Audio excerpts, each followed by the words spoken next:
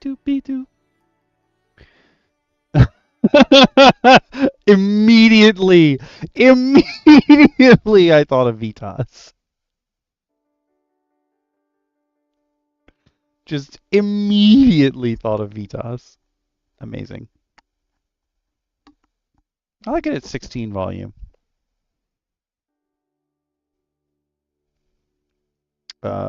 Take me to my channel.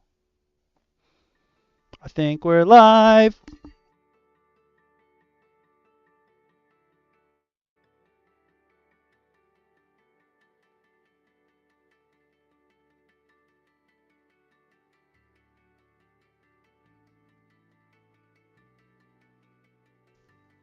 We are good to go on YouTube, and that means... Hey, chat. Hey, everybody. Just howling hello out there. And that means we're going to jump over on Twitch and make sure that that's working as well. So, boop. Twitch is now up. Pop this on real quick.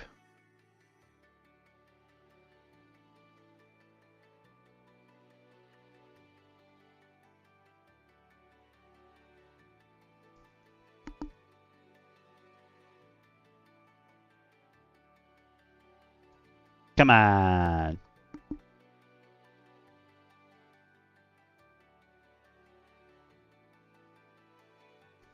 Twitch is up and running as well. We are good to go. Everything seems to be in order at the moment, which is 100% fine by me. Put my phone over here so I can see Twitch chat in case it craps out on, or rather through the pop-out window, just in case. Everything is a just-in-case mentality out here in these streets, y'all. Just in case. Just make sure everything's okay. Let's get the chat a little bit pushed out so I can actually read it. Boom. Done. All right, cool. We are good to go on both of our usual...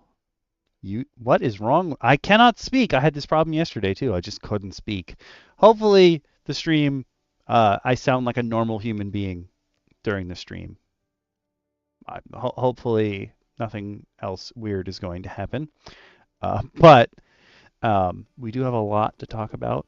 This will be the first time we're looking, I guess it's not the first time, but it's one of the first times we're looking at official sources for things. But there's a lot of stuff I want to talk to you guys and gals about, you players of all classes, about regarding changes that they've made in the new DMG and other stuff, but just gameplay in general. I'm not saying you have to enact anything that we go over here, for sure. That's not something you have to do. That's the beauty of D&D. You can do pretty much whatever you want.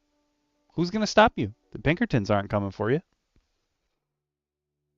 But we also have a lot to celebrate tonight, which is pretty cool.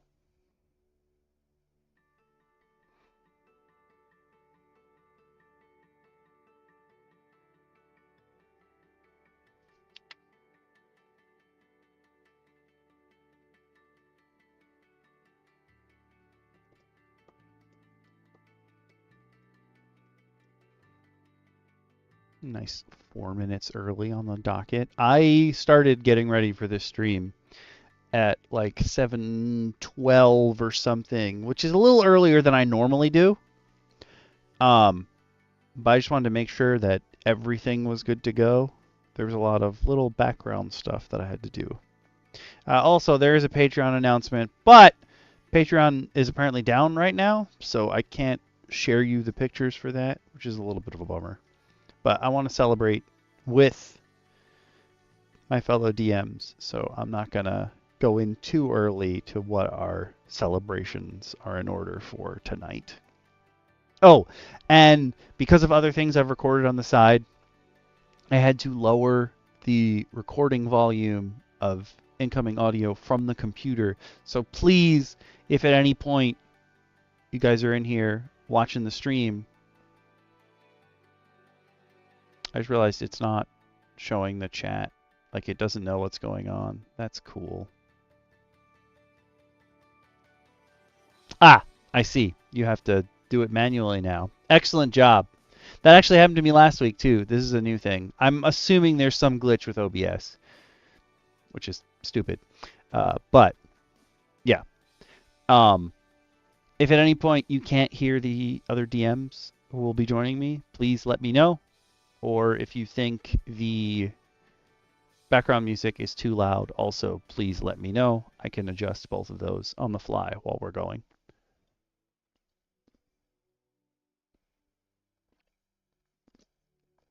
And since I don't want any of those extra pesky notifications, I'm going to hit the button both on Twitch and YouTube right now to run an ad. That way I won't get any notifications that are like, hey, show an ad to your stream. How about no? I love that with the Stream Deck, I can do that simultaneously on both Twitch and YouTube. Like I can click the button up on YouTube and hit the button on my Stream Deck on Twitch. Fantastic. Just, fantastic. Everything's fantastic. It's a good day. Hello. I see a fellow DM. You beat Shin here. Which is weird because he's sending me memes, so I know he's there. Here he is. Like clockwork. Shin, my partner in crime. Oh, I should have had the crimes page open here. Dang it. Wait, no, hold on. Let me go up a little bit. Oh, where is it? Come here. Not. What? There's gambling. Oh, here's crime. I should have had crime over there. Are you battling technically? I hope not. Not the technical gremlins. What's going on, DM Lacara? Yeah, I think it's the demi-plane of sludge wide open. It's just oozing all over Okami's computer. Boo. It's just like we're taking the computer there. I did crash the other day making a background image. Oh no. I've never making a background image for. Oh, that's true. One of the things we're here to celebrate today is that we now have. Wait, no, here we go. Boop. Do it. We now have a Redbubble store. It is wide open.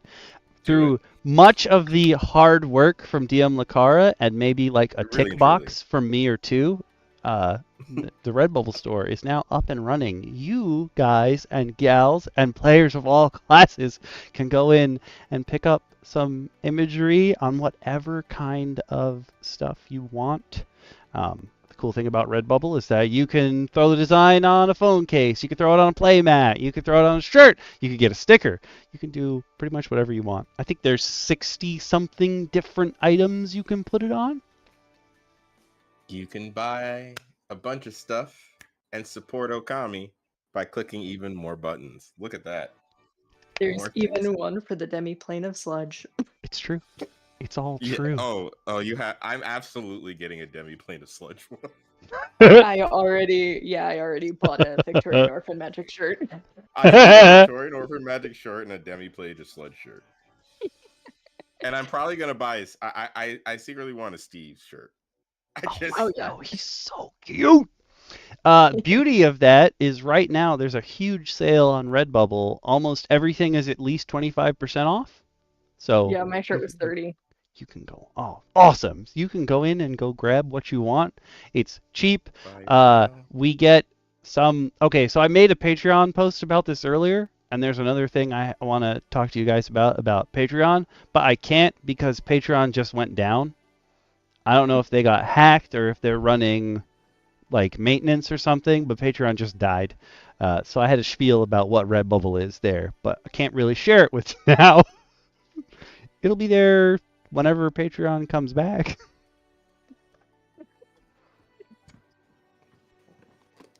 Please, go on. And like the stickers and stuff start at like $1.50. So it's not like I don't have $50 to throw at a sweatshirt. That's okay. $1.50 for a sticker. You can even get like holographic ones. Wow. Get some fun merch to slap on things. Stickers are always fun to slap on things. Yeah. I actually Especially when you have can bought. basically say Victorian orphan magic. I think that's So good. And don't think that like I think the default item is a sticker, but you can always go to shop all products, or when you're in a Yeah. listing, you can go somewhere. You can click like on top of the. I think actually it's below the price to see it on other products. Yeah. Also, if you scroll down, it shows you like a bunch of ones you can scroll through. Yeah. I need But to make some that are just like your like handle and stuff on things, so people can like stick it on a water bottle, and then people are like, "Oh, who's that?" And someone goes, "This awesome YouTube channel." I didn't know that that was a thing that people did until I happened to be. It was at the world's worst planned wedding. Somebody left their water bottle behind, and we recognized like some of the YouTube stickers on it, and we were like, "Who watches?" And this girl ran over and was like, "My water bottle." I was like, "I didn't know that was a thing that people did." What's up, Woody? maybe if we get like some kind of logo for the roundtable, we could slap that on things, and then you slap the Okami logo on things, and then you slap stuff like delving into your DMs on things, Mm-hmm. hashtags, and boom, infinite merchandise. We got merch now. And this is again like huge ups to DM Lacara. I barely did any work on this, so. I played with AI art generators for like 2 nights, which I do for fun anyway. Listen, we are thankful for all of your midnight image generation. That I wonder what this would look like. I'm gonna generate a bunch of images. Like, Yeah. Yeah, it was fun. There were some moments I was like, "Oh God, no, stop!" But it was pretty great. listen, the fact that Victorian orphan magic is as simple and So beautiful as good. it is. So that one actually was not AI. That one was me. Ah, even better. Even That's more better. fantastic. So you get some custom official. So you can't reach DM Lacara normally, but you can have a piece of DM Lacara's skills and art at all times by buying just the Victorian orphan magic. And something I found out yesterday is it just displays like a default color that it thinks will work for items. But if you go into stuff, you can go look at other colors. There's other colors for everything. Yeah. Not the orphan magic though. Keep that black and white because you need to understand that they can't afford the color. Exactly. They can't afford color. They can't afford color. Everything they live in is black and white, like the soot they live in. Children of chimney Colors their sweeps. world. Children of chimney sweeps. All right, I gotta try one more time. I'm pretty sure it's still down, but oh, it's back. Cool. Okay, so I did post a thing on Patreon about what Redbubble is. You can get to the store from there. But the other thing I wanted to say about Patreon is that Patreon announced and rolled out gift subs. So like when you go on Twitch and you gift subscriptions to other people so they get the benefits and the emotes, the same is true for Patreon now. If you're really like a creator or you really like somebody else and you want them to share in some reward and support a channel you like, you can basically gift them more subscriptions to that same channel. Be like, here you go. This is for you. From what I understand, it sends it to an email because there isn't really there actually is a messaging system on Patreon, but I think you have to be a creator to send them. Like once a creator has sent a message, then you can send one back. I don't think you can manually enter someone's name to send them a message. So it gives you an email when you gift the sub. So if you have your friends' emails, you can support that way too if there's some creator you really like. AKA, make sure your friends become fans and subscribe to the Patreon without their knowledge. And that's just the way it is. Sometimes you gotta get people in on the DL, and then they'll be there forever. Hopefully. Hopefully. No, they will. They're not leaving. They can't leave this flavor. They cannot. Come for the stickers, stay for the lore. Yes. Basically. Oh, I should get that GIF of pass down the lore with the fraud with Pepe. Oh, I should get that and have a button that makes it show on the screen. I didn't think of that. Yeah. Sometimes you have to. People can't decide by themselves. They have to. You just hey, this is for you. You're gonna do this now. Not like my family though. That's not as fun. That's hijacking. Well, it's different if somebody's like trying to make you have fun. Like if they're true. doing something they genuinely think you would like versus just you're going to do this. Fair. But that being said, this is a big celebratory night for us. We're moving on up. I even have celebratory music playing. It's a celebration.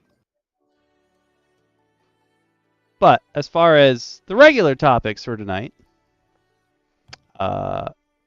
our first thing, so this is backgrounds and feats. Our first thing for tonight is actually not homebrew. It is something that Wizards released. Actually, two things related to each other that Wizards have released before that I want to talk to you all about because some of them have prerequisites that don't necessarily make sense, and I think that's stupid. But again, you could do whatever you want. This is D&D. They put it out there. You might as well use it.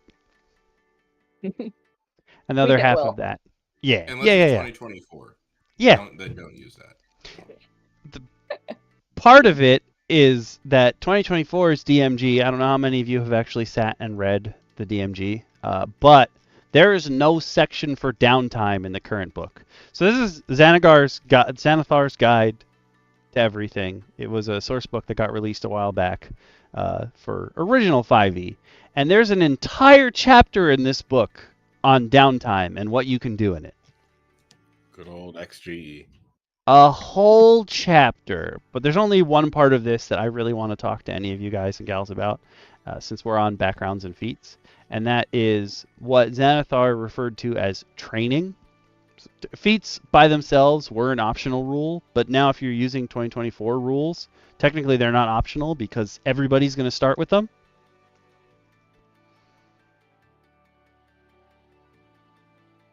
Oh, interesting. I spelled night wrong. I was like, where'd my music go? I'm just stupid. You're moving too fast for your fingers, that's all. Yeah. So much celebration, and he doesn't know what to do. I'm a happy boy. I just started sweating too. Oh, this is gonna be fun. I'm zoomed up. Zooted on life right now. But there's a thing that was part of downtime. Now we got rid of downtime because you're supposed to be working on your bastion, except that players don't really do anything for their bastion. Everything happens at the DM's discretion. Yeah. You just Not gonna. They don't do anything. They get a sheet. Actually, the sheet I just realized that they give you to hand out to keep track of your bastion is for the DM. It's not even for the players. No, it's really for the DM to have more things to roll. Yep. Because that's fun for the players. Yeah. Players love that. They love when the DM, especially my players love it when I just take out a whole bunch of dice and throw them into the dice tray behind the screen. They love it. It doesn't raise anybody's anxiety at the table. It's just amazing. They love it. But this in particular is, hey, let me sit here and roll dice so that you all can benefit. Yeah. Which, I mean, really that shouldn't happen. That's not your job, is it? Yeah. Yeah. It sounds terrible, but like it's their job to do the good stuff. It's your job to throw like challenges at them. Yeah. Yeah, no. That's exactly what our job is supposed to be. We Instead, we haven't get talked hit with about stupid things. like cultures of play, but traditional culture of play for D&D, is it no, it's classic. It's not traditional because it's confusing. Classic is literally the DM gives you a problem, you circumvent that problem. The DM circumvents how you circumvented that problem, and that's how the game was supposed to be played way back in the day. Just like power creeping each other until you were done with the campaign. And for sure, that exists, but it wasn't like I'm gonna buff you so you can buff yourself, and then I'm gonna buff your buff so that you can buff your buff your buff. Mm-mm.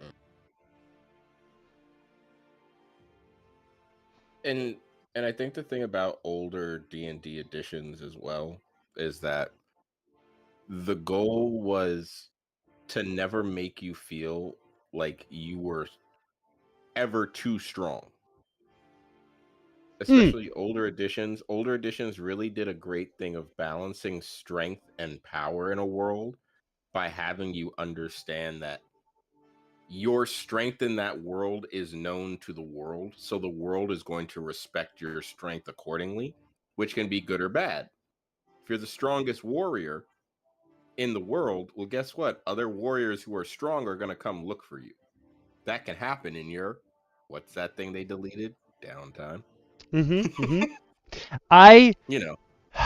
Bell of Lost Souls released an article about 5 famous faces in the Forgotten Realms like yesterday, and one of the dudes I've literally never heard of. He's some dude who hangs out in the north. He's a ranger, and he's got a ring of the command of frost or something, and it stops people from scrying on him. It makes him immortal, and it lets him cast all these spells that do ice damage. But his whole thing is he'll help you because he's a nice guy, but every week someone new attacks him trying to get that ring off his finger. Like they'll know about you. But like, even if you go back to old D&D, like Beck Me and BXD, which are edition edits, I guess you could call them, to the original way, like OD&D and AD&D, so first and second edition were played. There were ideas that to reach 14th level as a wizard, you had to kill the other 14th level wizard. Or you had to kill another 13th level wizard and declare yourself the 14th level wizard until another wizard of 13th level came to challenge you for the 14th level. Which means if another player in your campaign decided to make a magic user, which is what they were called back then, and ascend to the level of archmage, since there's only one allowed, same thing with druids and clerics and things of that nature, you would have to essentially fight your other player's character, whether that was player driven or DM driven. You don't Wow. do that anymore. Everybody can be superpowered, but again, like if all of you have superpowers, people know about you. They're coming for you. Yeah. Mm-hmm. It may not be something I think as a DM I'm constantly looming over you as players, so it's something you always have to think about. Mm. But if you destroy a kingdom and leave somebody alive that was aligned to the kingdom, and you get stronger, and your tales of your heroics travel through the lands, you don't think maybe that person that wanted to kill you is going to hear about it? And you don't think maybe I might, I don't know, bring that person back at a later time? What, you? Never. Never. We actually, in my current campaign, uh, our guest player, he's played 2 different characters in the campaign, but he almost always comes back as the first one. But he was supposed to come back as the second one, and my players didn't let him play last time. So his character came back in the last session that we had, and they were like, "Why'd you bring this guy back?" I was like, "Why? I mean, you guys were mean to him, so he's gonna come back. It's not like you killed him. He's just out there doing stuff." How dare you return this character that we forgot about? That's what I'm hearing. Yeah. Oh no, the consequences of my actions. Yeah, like, what? You mean to tell me that thing we did wasn't okay with everyone? We shouldn't have burned down that entire goblin village while the other goblins were out on patrol?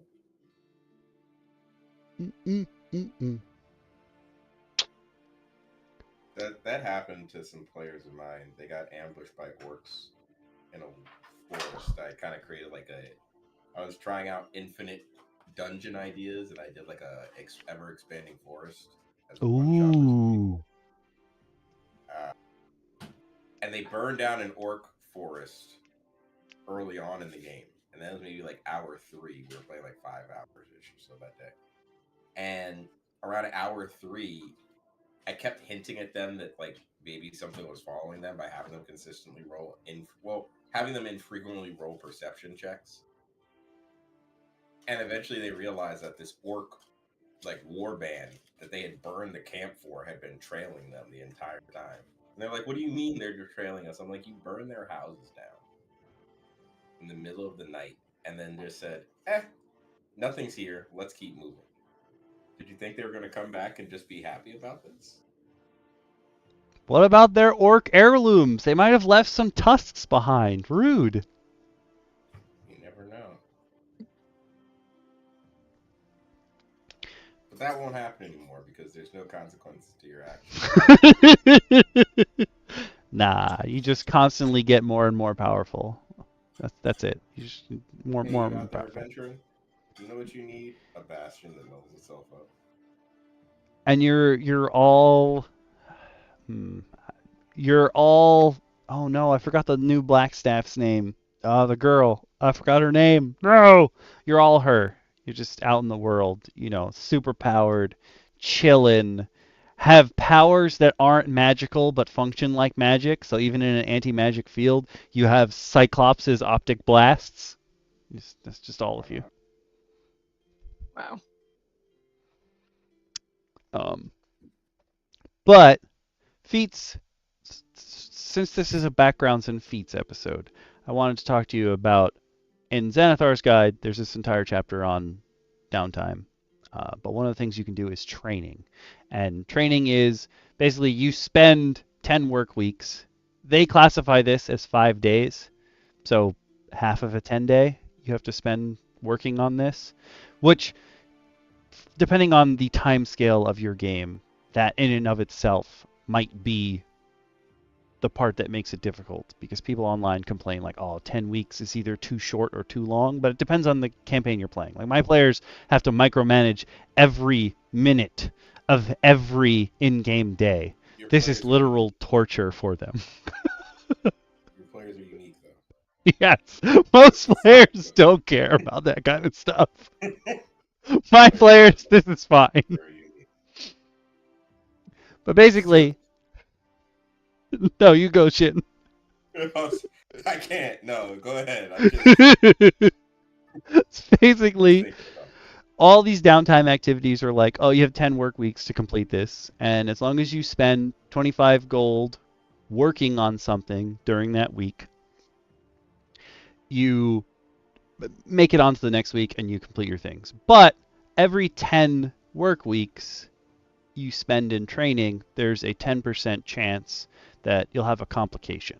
And with training complications, it's more like, oh, your instructor got sick or something, or they left and you have to find a new instructor.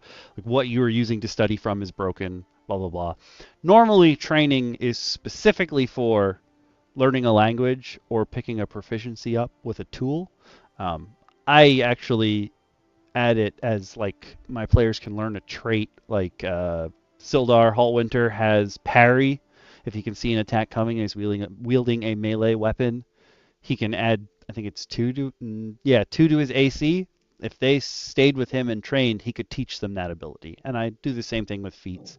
I see people online say, because you'd only be learning a language or picking up proficiency, that's like a third of what a feat normally would be, so you should make them train for 30 work weeks.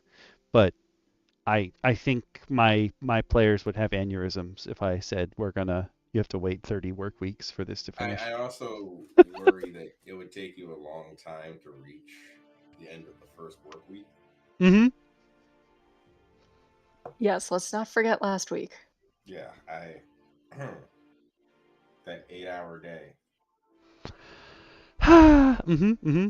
So the idea behind this and the resources is also it's 10 work weeks minus your intelligence modifier in weeks.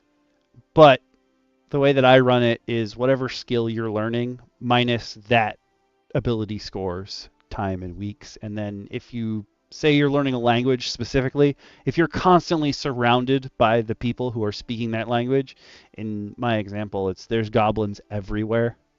So our barbarian wants to learn goblin. I'm like, well, you can take your intelligence modifier plus a couple other things off because you're constantly surrounded by people who are speaking goblin. I think that's fair. Like I think that's fair. I think I've also seen systems where you get to roll a certain number of, I think it was like I saw systems like you roll a number of D10. It's kind of so much like a BTM system. And depending on how many successful dice you roll in that week, you gain a certain number of experience towards it, where you gain like 1 experience for it. Like you gain 10 experience, okay, now you have this feat. If you want to learn more feats from said person, you have to acquire more experience, kind of like if they're a trainer. I think that can be a fun mentor system.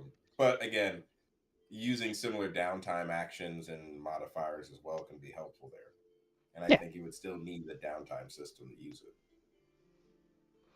Yeah, I don't know if any of your players out there or any of other people who DM have had players be like, oh yeah, so now I know exactly how to use blacksmith tools because I spent 2 hours in game trying to figure out how a bellows works and I sucked at it.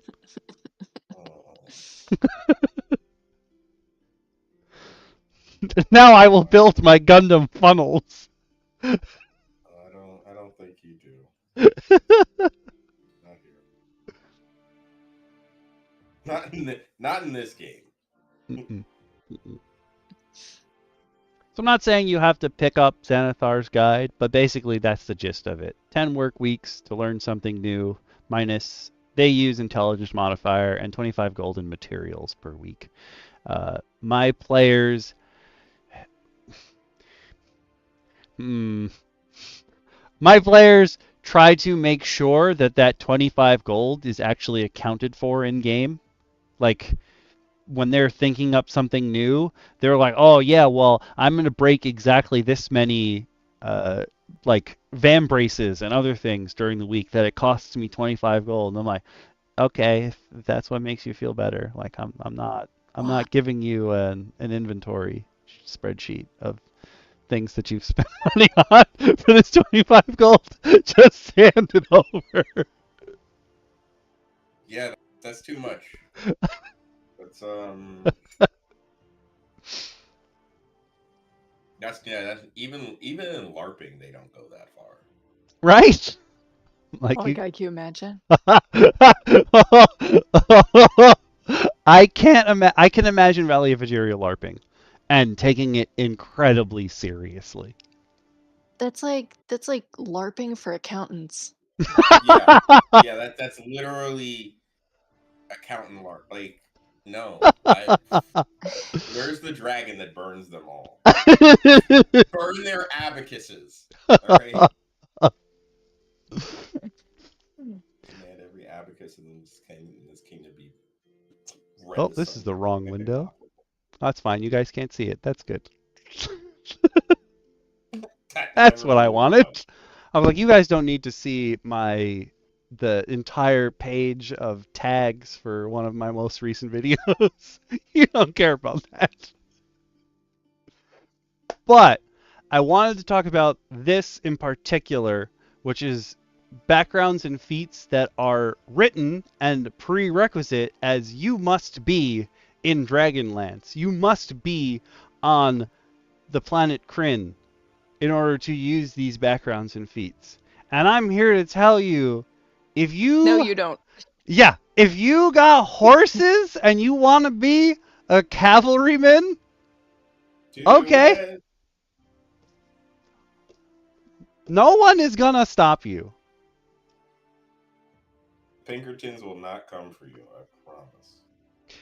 But I felt like this was an important thing to talk about, simply because the new DMG has an entire section on Dragonlance and how to fit into the world of Dragonlance, which is neat because we haven't really spoken much about it since the last Dragonlance book came out. For those of you who aren't very well versed in Dragonlance and Kryn, it is a world where Bahamut, read Paladin, and Takesis, read Tiamat, are constantly fighting over who's going to rule this world. And there aren't Dragonborn on it. There are Draconians, which are basically corrupted dragon eggs that turn into horrible, freakish monsters. That's really the best way to put the outcome of those eggs. Mm-hmm. So, within the kingdom of Solamnia, you can be a knight, but ain't nobody gonna stop you if you're not in Solamnia, if you're not on Kryn. These are all cool things that you can just take. And it's not like the way that they're described is you have to choose one of the oaths. It doesn't make you a paladin because you're choosing that oath. You could be a paladin, but this is just your knightly oath. And essentially this would be the same as taking like a starting feat because this comes with a feat, which is also kind of interesting that they had this sort of feature baked in before. And I'm going to be honest, I don't know too many people that were playing on Kryn, and this was their number one choice for how to make a character. But hey, that's what they're going with now. So you get to choose, you take an oath, and that's sort of your background, and you pick one of the three. Did I share this? I didn't share this yet. My bad. Gonna throw that in there. For those of you, I was following along in the video. Yeah, for those of you on YouTube, you can check the description. Sorry, I'm zooming along. I stopped sweating though, so that's good. For those of you on YouTube, you can check the description of the video for the link to Dragonlance backgrounds. There are some extra links that I will also share as we get to them because there is a specific feat for each of the knightly oaths. I don't think those are on the YouTube description. But for those of you on Twitch, if you want to follow along, I'm going to share the link and I'm going to pin it for the next 30 minutes. Boink. Why do the Great Danes look so weird? I've been wondering that too. I was like, did they think that, because if you're a small creature, if you have a big dog, you can ride it as a mount. But I was like, that's not the right kind of dog. Yeah, no, Great Danes are way too spindly for that. You need like a Mastiff. But like, they just, like the texture or something on them is weird. It looks off. Yes, Yeah. something's not right. Then But again, they dogs. also have the main character of Horizon Zero Dawn on the back of the third horse. I was literally just thinking that. I used this image. This guy in the front, he looks like he's either bloated or about to explode. He looks like puffins someone made of him in his the face. character creator for Veilguard. Yeah, like his face looks unnaturally scrunched. I thought he looked like the oh crap, the third guy in 30 Seconds to Mars, Jared Leto's little brother. Oh, thank you guys for actually knowing what I was talking about. It's because I literally recognized the 30 Seconds to Mars band members as Jared Leto and the other guys, and I only remember that one of them is his brother when like they do those cover images because it's always him and his brother. Nobody else. Everybody else is dead in the band. Well, yeah, it's because one of them dropped out and the third one has been like interchangeable for years. Like they keep swapping in different people. That's why no one ever knows really the members of the band. It's smart. Yeah. That is pretty smart, I'm not gonna lie. You do whatever you want now. But you get to choose one of these three. I do like that this particular setup tells you, like, oh, these guys, like Knights of the Crown, are all about honor, loyalty, and obedience. So they focus on working to help people. And if you wanted to be one of them, the author of this article was like, oh, this is perfect if you want to be a Battlemaster fighter, or an Oath of the Crown paladin, or a College of Swords or Valor bard. Or you could be a War Domain cleric who can offer battlefield healing. That was neat of them. That's good. Like, it doesn't make, you don't have to be an Oath of the Crown to be this, to take any of these.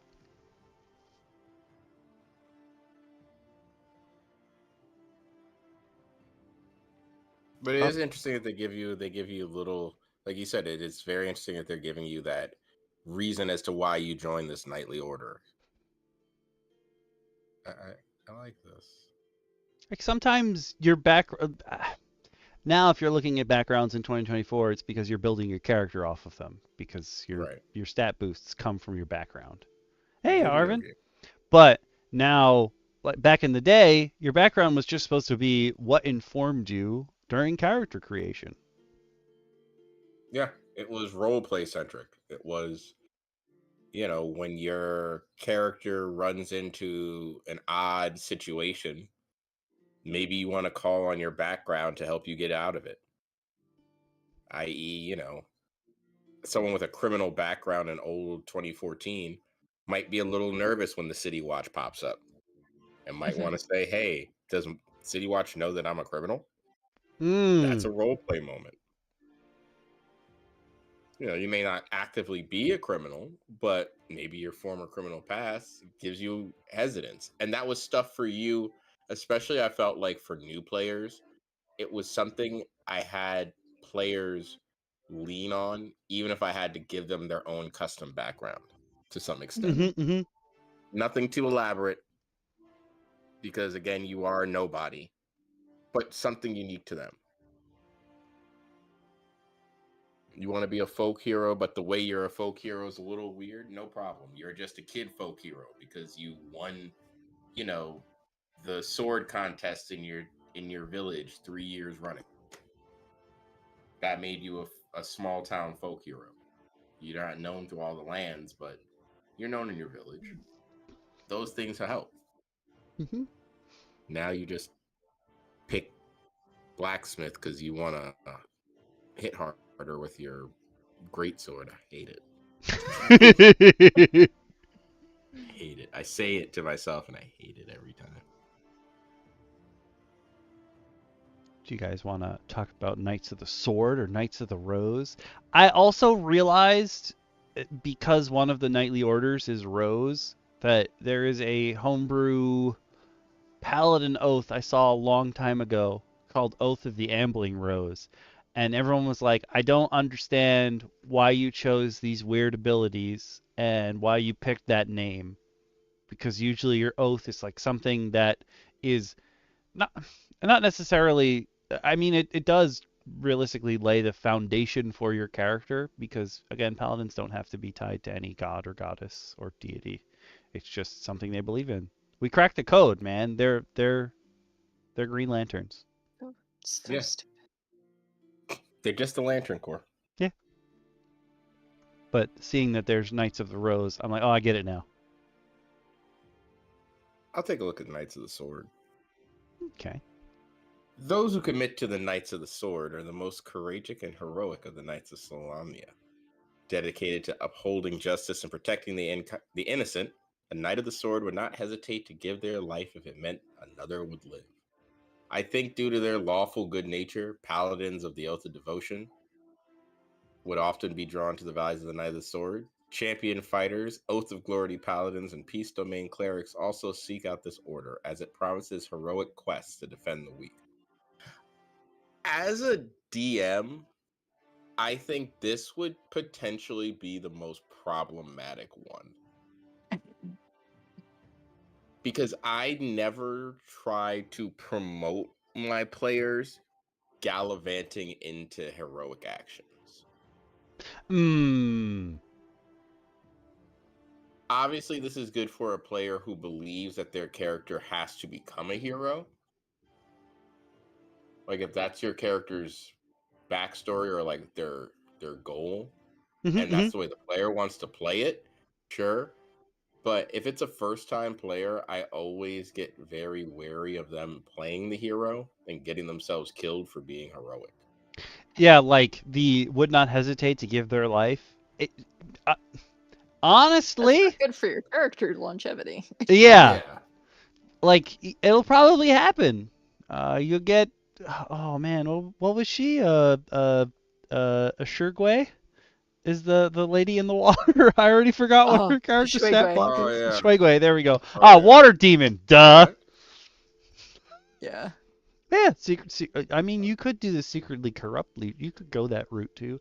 I understand why he didn't list it, but I also feel like if you were a Knight of the Sword, obviously a Way of Mercy monk is a good choice for you. You just won't have the armor. I could see that. Life Domain Cleric, I could see that too. Yeah, of course. I could definitely see Life Domain Cleric. And honestly, I think I'm blanking on it, but I'm pretty sure you could get away with either like a Celestial Warlock, maybe. Ooh. On the off chance of like them being a knight, like a Hexblade Knight of the Sword Celestial Warlock, or even a Celestial background sorcerer, because like they feel they're coming from a pure light. And like nature's in their blood or in their calling. I can see those too. I like that. But we get one more. DM Lacara, could you tell us all about him? Oh yes, the Knights of the Rose. This just makes me think War of the Roses. Yep. The noblest of the orders, the Knights of the Rose, follow the teachings of the god Paladin. The other two not? Oh, you're right. Apparently not. I thought so, but Knights that join this order are usually the most experienced of the organization and have had their ideals of honor and loyalty tempered by countless trials. So this doesn't sound like an order you can just like sign, like choose which oath you want. Sounds like you got to be invited in. It seems to me that any paladin, fighter, or other class that has proven themselves is welcome to the Knights of the Rose. Clerics from the life and light domains are likely to meet the order's lofty expectations, which are guided by the Father of Good, Paladin.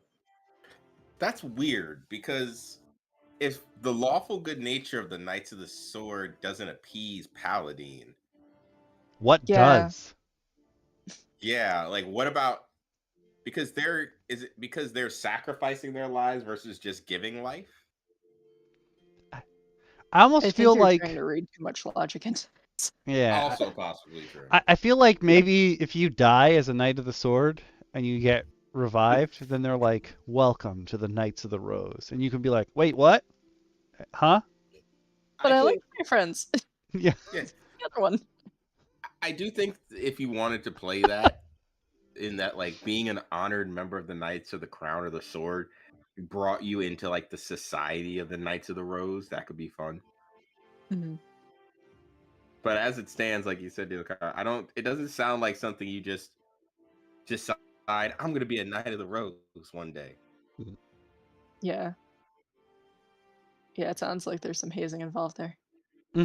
Or even like Knights of the Rose is good if you guys are halfway through your campaign and one of you just died and your new character's coming in at whatever level the other guys are. They come in as a Knights of the Rose. As a Knight of the Rose. Yeah. I like creatures, Arvin. We all like creatures here. Is it tiny? We like tiny creatures the most. We have issues with creatures. It's true. It's true. So this thing, if you come down a little bit further, they tell you that once you get the Knight of Solamnia background, you get a feat. The thing is, they only tell you prereq. You have to be in Dragonlance. No, you don't. If you want to do this, take it. You can flavor it any way you want. You're just a dude who rides a horse. You don't need to be on a certain plane to be able to ride a horse. But what they tell you here is actually this is not Squire of Solamnia. This is Knight of the Sword, Squire of Solamnia, because there are 3 different ones depending on what you take. And I didn't realize this before, but because the Dragonlance book is not part of the PHB, it doesn't count as part of the OGL. So if you look other places, it won't exist there. So there's a nice little site, Aided D&D will tell you like, oh hey, we're not allowed to write exactly what this feat does, but we can give you the gist of what this feat does.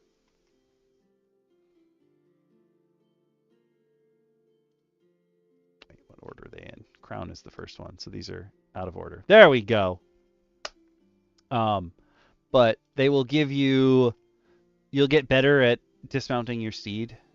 And then if you're Knight of the Crown, you get a +1 to Strength, Dex, or Con. And you can do the shout at somebody on your team, and they can use their reaction to hit someone, except when they hit them, they'll do an extra D8 of damage, which is kind of cool. I think actually DM Bacon is using this feat, but under a different name in the campaign that he's running, because we have a Woody. Is it Jundi that does this? Actually, I think both our paladins do it. They can tell someone to attack afterwards. I think he's using this. So again, we're in No, we're not. That's wrong. We're in Ravnica, DM Bacon's campaign. You can use these wherever you want. I'm going to throw these in the chat as well, just so in case anyone was looking into them, you can find them here. Bloop. And then Knight of the Sword is you get a +1 to Int, Wiz, or Charisma, and you can frighten a target until the end of your turn. It's almost like a weaker Dreadful aspect. And the third one is Knight of the Rose. You get a +1 to Constitution, Wisdom, or Charisma. So if Constitution is your dump stat and you're a Paladin, you could take this. But +1 to Constitution, Wisdom, or Charisma. And one creature gains 1d8 plus your proficiency bonus plus this ability modifier, temp HP per day.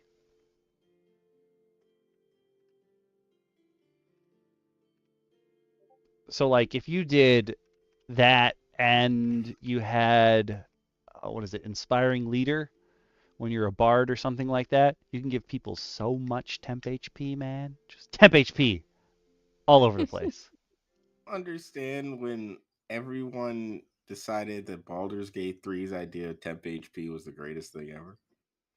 But we're getting into this era of I'm gonna have 3 Steves strapped to my chest worth of 10 HP. Yep.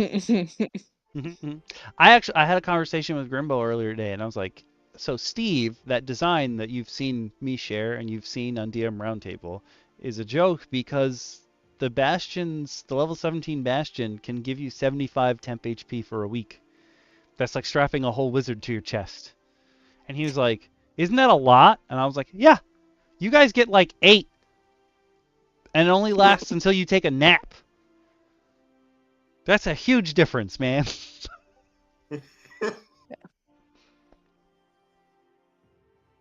That's crazy. But on Kryn, there's more than just knights. There's also mages. And the mages have their own backgrounds and feats that you can take. And really bad headwear. Yeah. You That gotta is the love that most Magic the elf. Gathering art. Yeah. Yeah. And it's also the most elf to ever elf. I own the card that this artwork is taken from. That's the worst part about it. I own the magic card for Elving Guild Mage. It's that being said, Want to take the first one, Shin? why not? Well, obviously, if you're delving with magic, and high sorcery, you want to, of course, well, I'll just go with what they're saying, and we'll keep it simple. The Mages of High Sorcery is a mysterious organization devoted to the study of magic.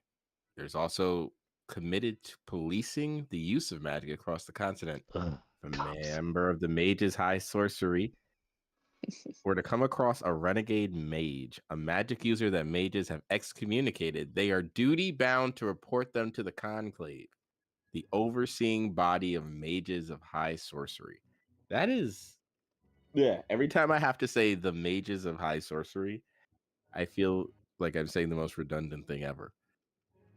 That being said, well, The any mages caster, hate- yeah, the mages, the most magic of magics. Well, any spellcaster can join the organization. There's a test they must all undergo to join one of the three orders: white, red, and black robes.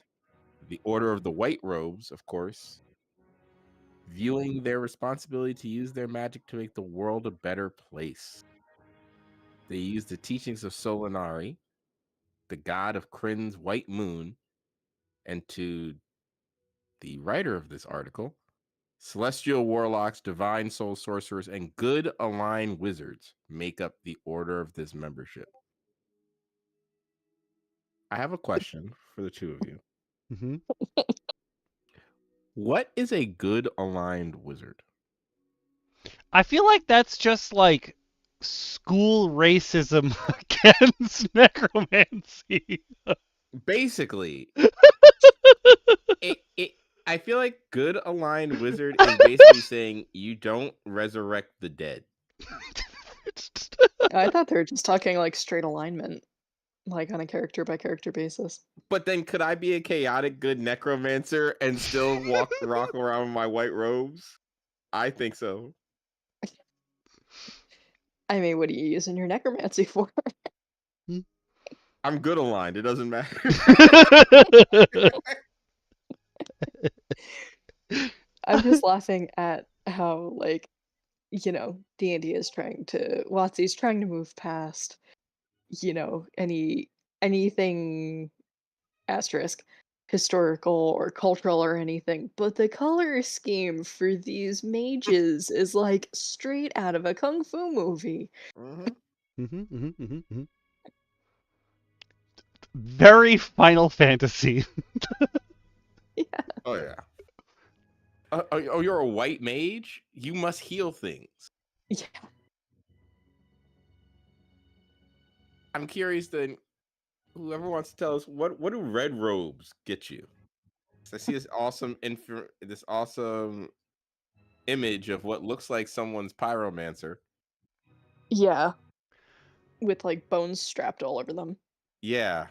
But ignore the bones, because those who choose the red robes are usually neutrally aligned and want to further their study of magic for the sake of their personal power.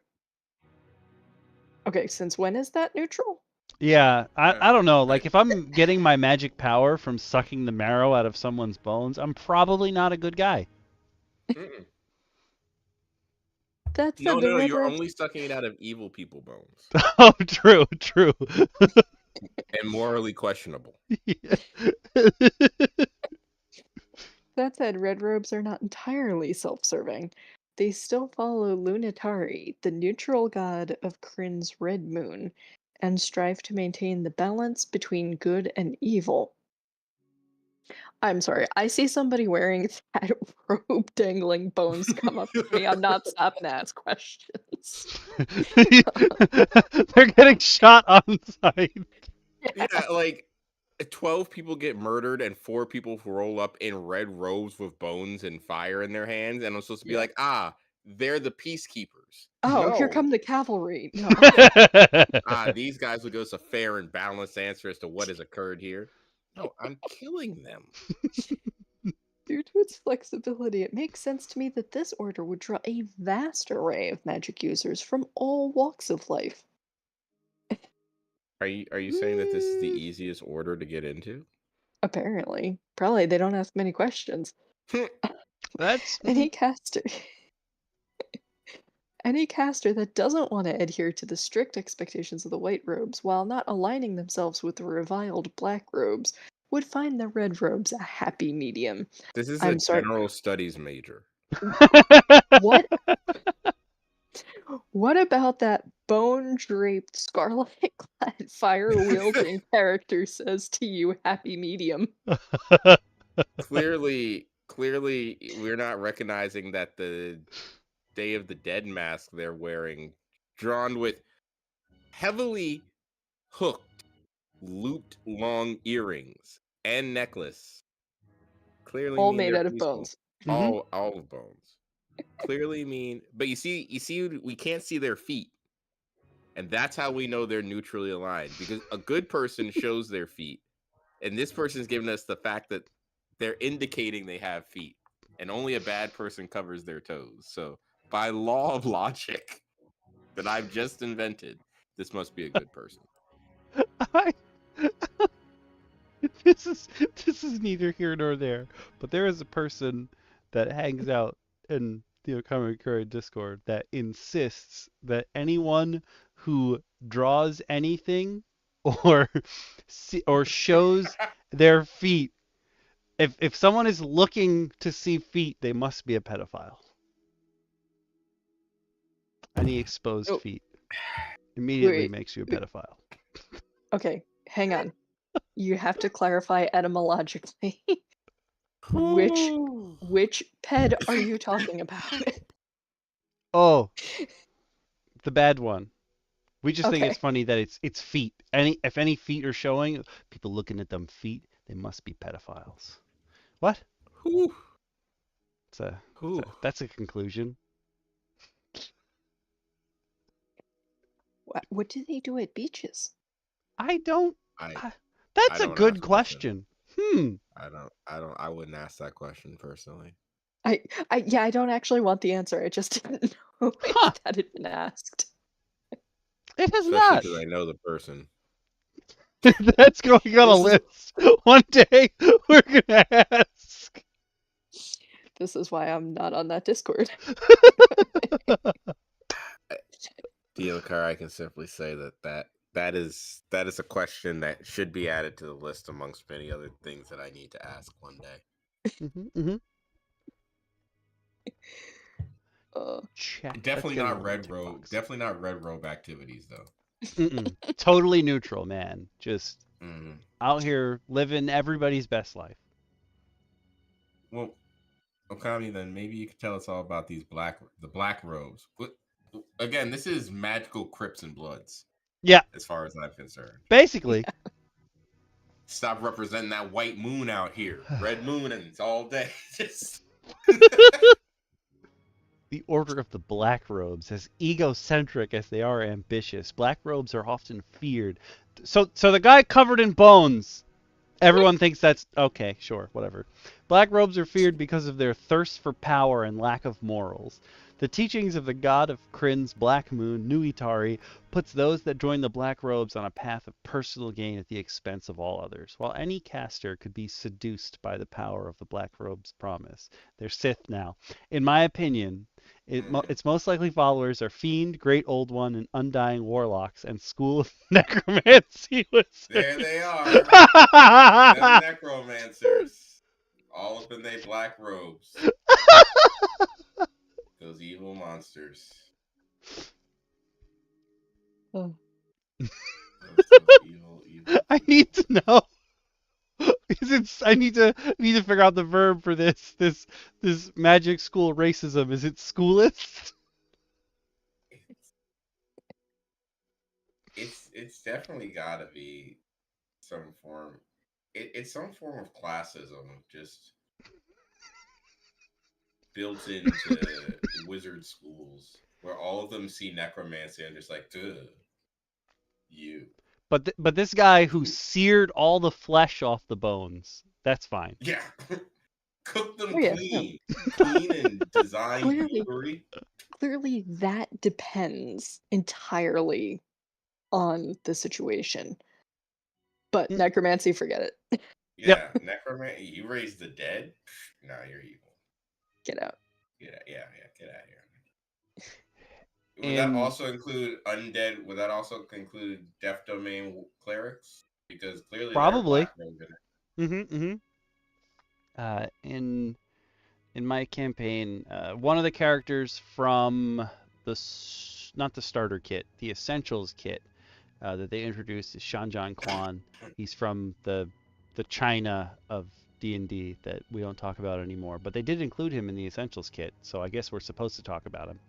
Um, he is functionally immortal. He died as a baby. He came back to life, and he has the seal of the school of necromancy on his forehead, and he basically is he's almost a demigod of some variety. And in my campaign, I have him. He's searching for reasons as to why he's like this. Like, is he a chosen? Is that what happened to him? Some minor or major god in the death domain was like, "Baby, you're gonna do my work for me." Like, he doesn't know why he's there, but he sort of, the way I play him, he essentially asks people who have recently died if they want to pilot their corpse for a little while, and they help him dig as he looks up artifacts and stuff. And my players were like, "You can't go out here like raising the dead. People are going to think things about you." And my players didn't have a good way to tell him like how you can be better at this. And he explains, like, if anybody asks, like, I asked them, and if they think that they can come back to life, then I just have to put them back down. Like, I can't bring them back to life the way that they once had it, but their bodies can get up and move and do stuff. And so in my campaign, his solution to this problem was to get hats. So if you ever see an undead with a stupid hat on, it's one of Shanjan's, and like, you don't have to be alarmed. It just does whatever he says. And so every time my players call him on the banana phone, they're like, "Did you run out of hats yet?" Because that's pretty much all he ever complains about these days. That's a choice. I was like, "You guys didn't give him any suggestions, so he did the best he could." He grows up. He got resurrected, so it is his body, but like, he doesn't suffer fatigue and other things like a normal person would. So he's probably a chosen, but he doesn't know. And canonically, I don't think they've ever described whether he's a chosen or a, oh, I forgot what the level below, Exarch. He doesn't know if he's one of those or if he's an avatar. Could be any of those three. He's just special. Fun.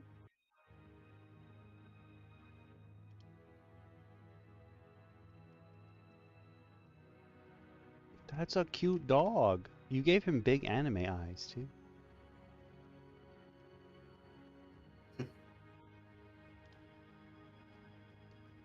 But you get an initiative high sorcery feat for taking any of these three orders, which gives you a wizard cantrip. And then you get 2 first level spells from a list of some choices. You can cast these spells without a spell slot once per long rest, or they can be cast with any spell of the appropriate level. When you select this feat, you get to choose whether your spell casting modifier for these spells will be Int, Wiz, or Charisma. Again, this book, the Dragonlance book, isn't part of the OGL, so I can tell you the gist of what they are. One of them is you can learn a second level spell from Abjuration or Divination. Uh, and you can expend a spell slot to reduce damage on a creature, which is actually kind of cool if you're white robes. I've Yeah. never seen that as a feature or ability. If you're a red robe, you can learn a second level spell from illusion or transmutation, and you can treat an attack roll as a 10 as many times as you have proficiency bonus per day, which I I get that they're going for in the middle, but I don't know. I feel like that one's a little weird. Though I know that that's also an ability that bards get later on, where their Yeah. charisma checks are always 10s. They can't be lower than a 10. Yeah, I think it's like a ninth level ability or something like that. Ninth or 13th. It's one of the middle It's one of the middle of the road ones. So by then, you probably figure your modifiers and your proficiency bonus will make that hit, unless you roll a 1, of course. I'm sure black robes are gonna immediately slap somebody some necromancy. So You get to learn 1 spell from enchantment or necromancy, and you can expend your hit dice to increase the damage of your spells. interesting. I honestly feel However, like that should be a red robe yeah. ability. Also, I've noticed that for all of the orders that they have listed, none of them are druidic for their suggestions. Yeah. And is it because druids are natural red robes because they pull from nature the most? Like druids are supposed to be considered the most neutral mages because of what they pull from. They pull from nature, not law and order like everybody else. So are they automatic red robes in Kryn? Interesting. I think personally, if I were to do this, I would have a separate order that's called green robes. Oh, That are yes. purely the druidic robes. I can see Yeah. that. And they identify themselves as unaligned to any moon, but to Kryn itself. Yeah. I like that. Now, it's funny that you would say that because the next thing that I've got on the docket for today is a background called Hereditary Druid. I did not predict that, but 2, I have to say that Druid is probably one of my favorite D&D classes. And I love it not for what it is, but for what it should be. I think that there's so many amazing backgrounds and like subclasses homebrew designed for the druid that are so much better than what WotC ever did. Because druids should be at one point, druids in older D&D were essentially like shamanic magic, so shaman's magic.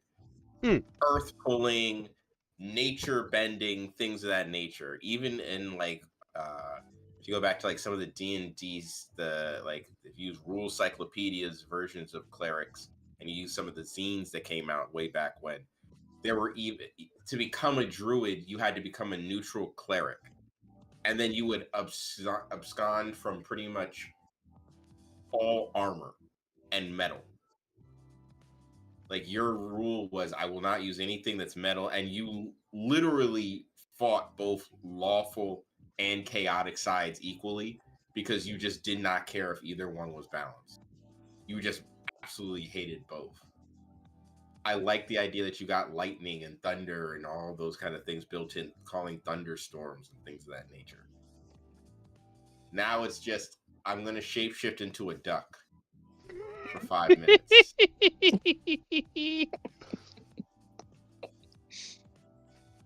Quack. Unless I pick Circle of the Moon, which is also a great GBA game,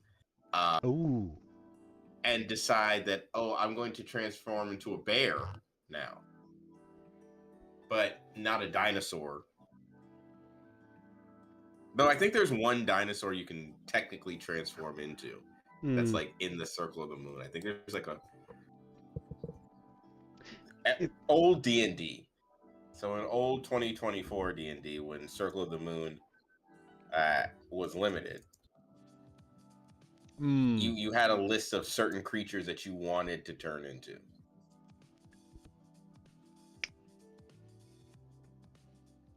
But everyone who metagamed, no matter what, they would become a giant ape because it just had the best stats overall.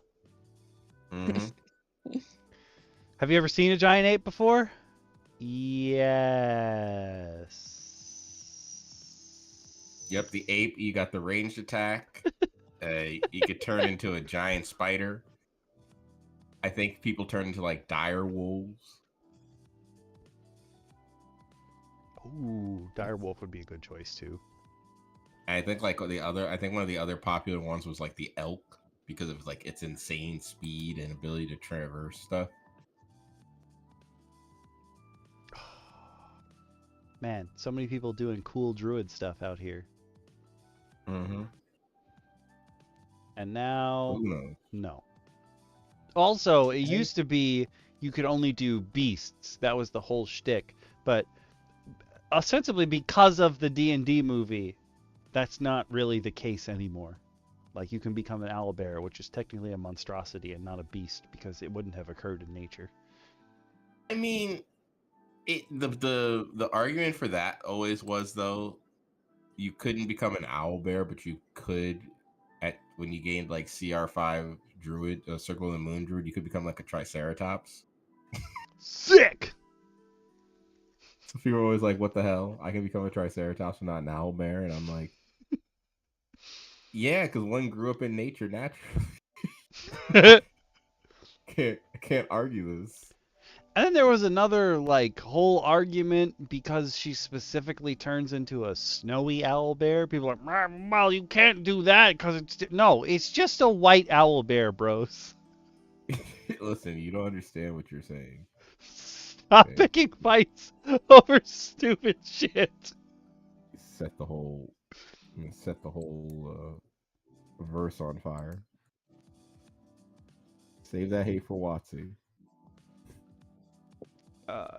This particular character background, we're loading it up from the PDF. I threw the link up in Twitch, pinned it for 30 minutes. If you're on YouTube, I said you could click the link in the description. I believe that this is a pay what you want, and the cool thing about DM's Guild and Drive-Thru-RPG is if you really like that and you really like the creator, you can just keep buying it. You won't obviously get more copies of it because it's digital and you've already got the copy, but you're continuing to support the creator. And that's a neat feature. Actually, I did not know that. The author of this one, like, okay, for the most part, when you run into authors on DM's Guild and Drive-Thru-RPG, people don't use their real names. They have a screen name that they use, but this guy's just by Tim Davis. And I think that's so funny. That's probably not even his actual name. I hope that's his DM name. I hope he goes by DM Tim Davis. That would be the greatest oop-de-whoop. Like your pen name is so real, people don't realize it's a pen name. Yeah. Oh, that's fantastic. You've made this so much better. His actual name's Acrylica. Oh no! Imagine Tim Davis is his pen name because his real name is something like Bruce Wayne or like. He's like, I can't put my pen name as I can't put this as made by Bruce Wayne. People think it's a joke. Got to go by something simple, something they'll believe. Tim Davis, just in his mansion, standing atop a cliffside manor, just. The most normal name I can think of. Yeah, I'm such a normal guy. He's at Starbucks. It's like, we have an order for Tim Davis? Ah, yes, it's me, Tim Davis. I don't know why in my head I imagined it was Andre Braugher picking that up. It's 1,000% Andre Braugher. R.I.P. I think it's because the way Shin said it. Yeah, it's like, indeed, I am. Indeed. Oh. That's Thank good you, stuff. Mr. Davis. No, thank you, barista. Yeah, that's exactly how you'd speak to them. I love this. Do you want to So what does DM Tim have to share with us? It's true. Would you like to talk to us about Hereditary Druid Shin? This seems like it's up your I think grove. I will. I think I'll start us off. Akin to the many hermits and outlanders, you live away from cities and towns, often deep in wilderness seclusion. While you may not be a druidic adept, you grew up in a society centered around the veneration of nature, led by druids. As such, much of your knowledge and ability is tied to the use and understanding of the natural world. So before I go forward, this first off, Tim Davis, kudos, because you gave me one blurb and it ignited my idea of an entire grove civilization that exists within druidic groves of non-druids. Yeah, like you have to figure not everyone, for lack of a better term, If you has played the Baldur's Gate power. 3, if you played Baldur's Gate 3, you see that. They literally have refugees taking refuge in the grove.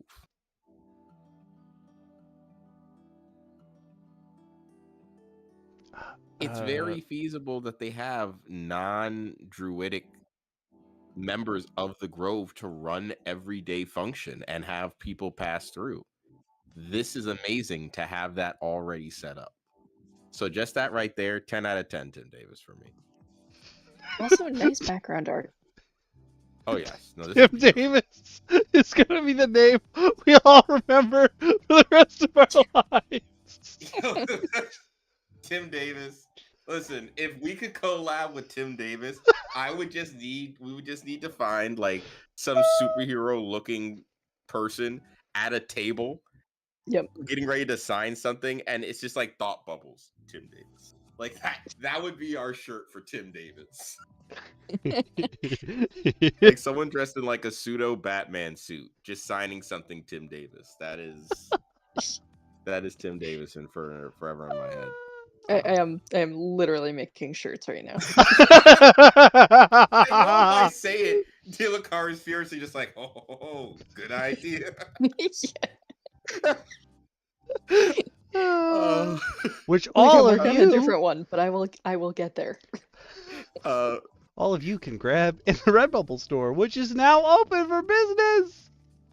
And if you need a background that you can always support and stand behind, no matter your class or starting city, you can always find your way to the Patreon and the subscriptions of DM Okami here on this channel. You know, it's a different kind of civilization that we like to build, and there's a very simple way to do it.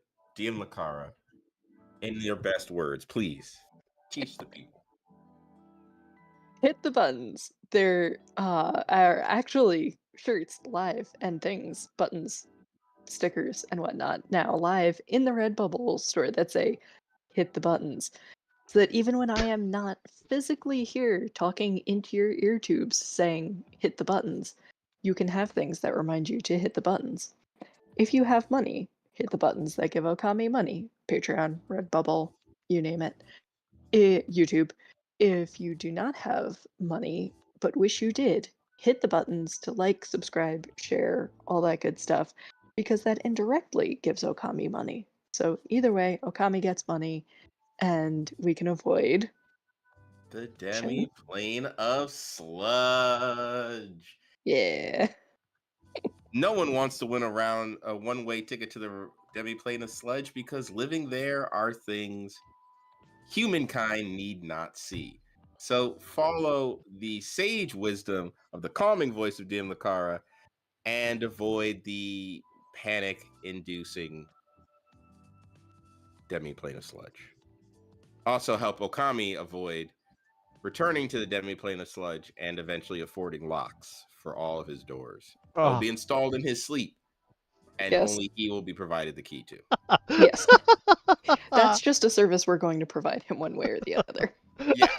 Yeah, help us provide him his own sanity. bastion. Help us build Okami a bastion. Fantastic.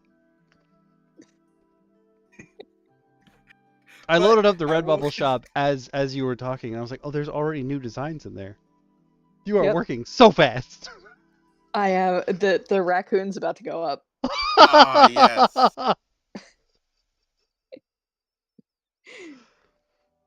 Oh, this is fantastic. Oh my god. Also, this wasn't there before, but it is there right now for some reason. Oh wait, no, it just went away. No, come back. No, come back. There was a thing that just popped up on Redbubble that said buy 10 items, get 50% off everything. I don't know where Whoa. that went, but it was there a second ago. We're not telling you to buy 10 items, but if you happen to get 10 items, you're going to get 50% off. That sounds great. Where'd it go?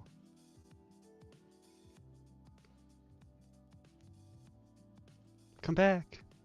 I like discounts.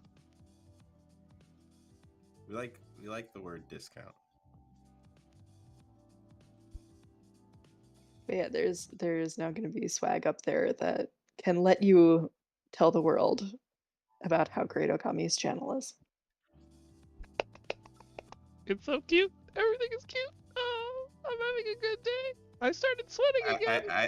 I definitely love the where are you on the spectrum murder hobos or adoption agency sticker. I'm going to get that one personally for all of my games, and I'm going to get literally my DM's mug and just put that right there on the bottom. Just I was thinking, where are you on the spectrum? If you handed out people's sheets at the beginning, like if you were at session 0 or something, I was thinking you slap that sticker on the front and then they like draw on it where they are on the spectrum, where they think they are on the spectrum. Oh, That'd be so cool. that would be so much fun to do, but my entire group, it would just be like all the way over on Yeah. I think my team would end up in murder hobos, my players. And one of them would be adoption agency, but it would probably be adopting one of the things they murdered because they're a necromancer. Oh my god. Ooh. Does that count as adoption? In one of my games, I have the holiest person in our group being an undead cleric. And he finally decided to raise something from the dead a few weeks ago, and it scared the living hell. He hasn't used magic in like 8 sessions, so no one really, and like when he has used magic, it's always been very basic, so nothing that would hint that he has any kind of necrotic connection. And then out of nowhere, he just decided to raise a skeleton, and I was like, oh, you guys didn't know he could do that? And everyone's just like, what do you mean he can raise the dead? I'm like, yeah, and what they didn't know is he had been secretly talking to all the corpses of things that they were supposed to kill to get information that they didn't get when they accidentally just burst into a room and decided to fight something. He did that twice where they killed the NPC that they needed to talk to, and he was like, he messaged me on the side and he's like, can I speak with the dead and like talk to them and ask them the questions? I'm like, yes, you absolutely can. It's fantastic. And he would come back with like, I think the passcode to this is 3216. They'd be like, yeah, how did you know that? And he'd be like, wild guess based on some information I gathered from the room. It's not technically untrue, but it's true. So adopt the dead. I will also say, like in Baldur's Gate 3, when you speak to the dead, some of the people, if you're the person who killed them, they're like, get out of here. Or some of them are racist, and if you're a certain race, they're like, I'm not talking to you. But if you change with alter self or something, your race, they'll have a conversation with you. I'm like, that's actually pretty cool. And I feel like a lot of people skip over that entirely when they're using Speak with Dead in their games. Oh yeah. Yeah, they act like it's like Zone of Truth or something. Yeah.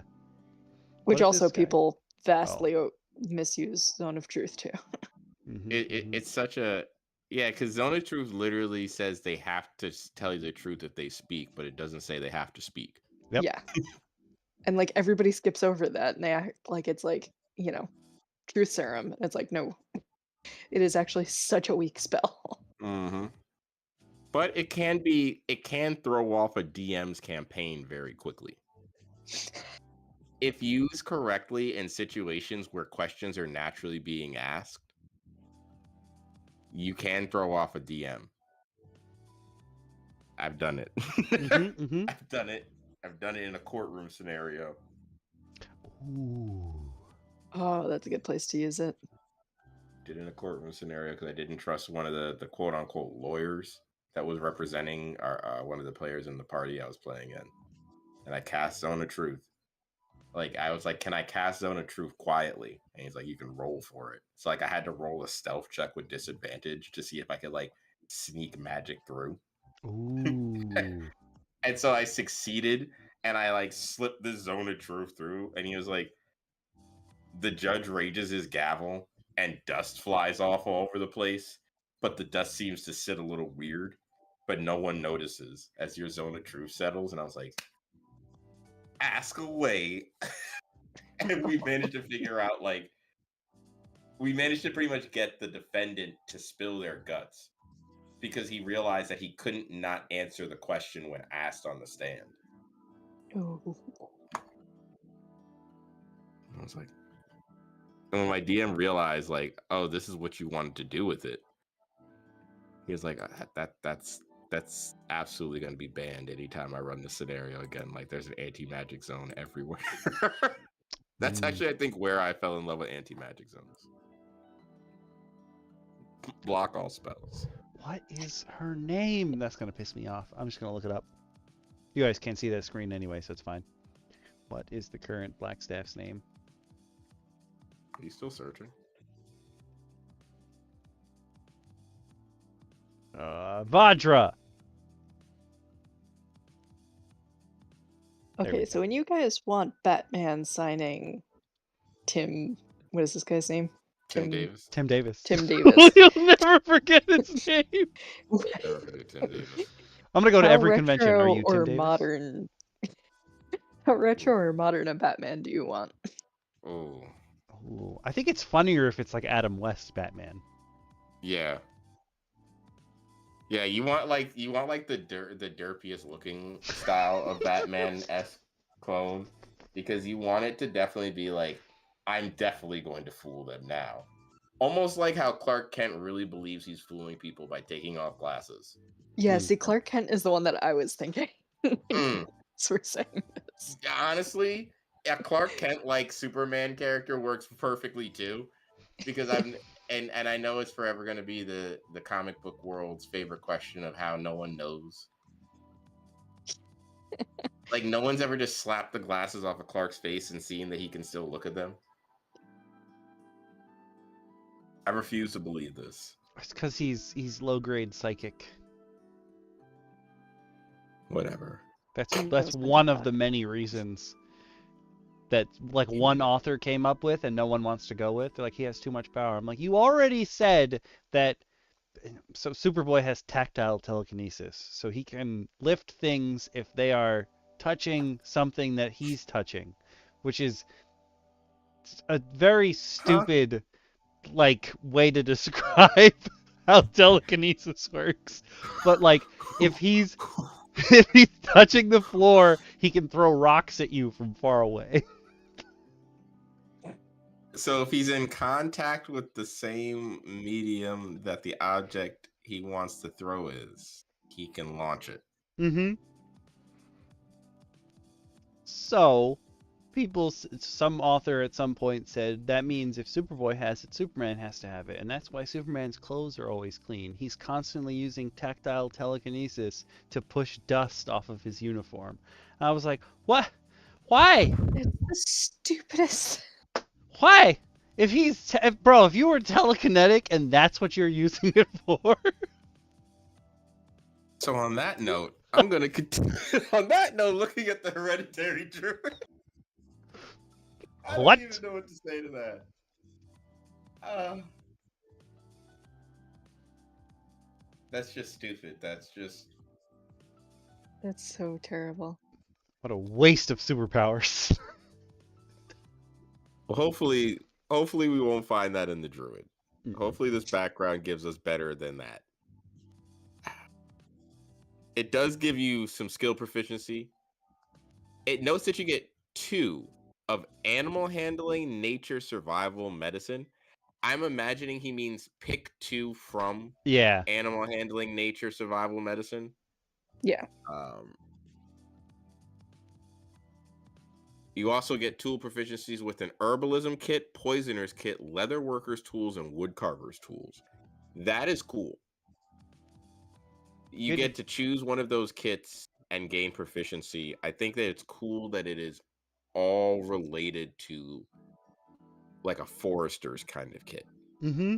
I've Yeah. never seen anyone take leather workers tools, but if anyone was gonna need to like make pelts and stuff, it would be one of the people in this grove. I would say leather workers tools, like if you had to collect pelts, like when we were reading the one about the giant skinning, if you have a leather worker in your, well, no, if you had to bring back a giant's pelt, the leather worker, the guy with proficiency in leather workers tool knows how to separate the skin from without damaging it. I'm gonna nitpick here. Go for That's it. not leatherworking. That's Ooh. tanning. Oh. Ooh. Leatherworking is once it's already been tanned. Oh, so You what know what? tools would you use for tanning then? Yeah, I was gonna say. Really, just a sharp knife usually and a stick. Like If you were do to it old say school. though that a character had proficiency with it, what would you say like a tool proficiency equivalent would be in current D&D that we have? Or would you say you just make something new? For like tanning? Yeah, for Yeah. tanning. Probably poisoner's skin. The Okay. stuff that you need to put on the hide to tan it is like horrifically toxic. Fair. Fair. I would say maybe poisonous, or maybe I would say potentially like no. I would almost say that if you have a poisoner's kit and a leatherworker's tools, you could definitely pull it off. I feel like between the two of them. But you do bring up a really good point that you just really need a good sharp knife and a steady hand to be a proper tanner. I mean, the problem is that like you need to stretch it for like a really long time and let it dry. That's kind of the hard part. So legacy Walking around with basically a leatherworkers sail on tools your back. don't even say what they're for. They're just special tools you need to pursue a craft or trade. The new ones say that you can use them to add a design to a leather item, and that's all they're for. But you can craft things. You can craft a sling, a whip, hide armor, leather armor, studded leather armor, a backpack, a crossbow bolt case, a map or scroll case, a parchment, a pouch, a quiver, or a water skin. Part of their new crafting system. Yeah. Gotcha. I learned something new Hereditary druids, though, also gain druidic language proficiency. And their equipment is a set of tools suited to your chosen proficiency. A healing potion or a vial of poison, and a sickle or skinning knife. I think if you start the skinning knife, you definitely can tan. Yes. That's the item. That is you are ready. Skinning knife, yeah. If I'm going to have any kind of pelt collection in my game, I'm absolutely adding a skinning knife as an item that you have to purchase. And if someone tells you it's an improvised weapon, it's a dagger, bro. It's a dagger. It's a dagger. It's just serrated specially for skinning, but you can absolutely use it to stab. But it looks like you get a couple of other features. DM Lacara, maybe you want to take the lead, or maybe DM Lacara, who wants to tell us about the language of the land? You can take the language of the land. Thanks to your familiarity with Druidic culture, language, and nature reverence, you can easily find common ground with other Druidic societies, learning about the unique character of their domain. Your knowledge of Druidic language and symbolism allows you to notice and recognize it automatically. Okay. You have advantage on charisma checks when conversing with members of Druidic or nomadic communities. Okay, it's an interesting bump out. Yeah, it's very specific. Yeah, I would not necessarily at all have put nomadic and druidic together. Because druids tend to be tied to a specific location. Yeah. Yeah. Like, but you get both ends of the spectrum here. Yeah. Yeah, I Right. guess it's more just like close to the earth kind of cultures.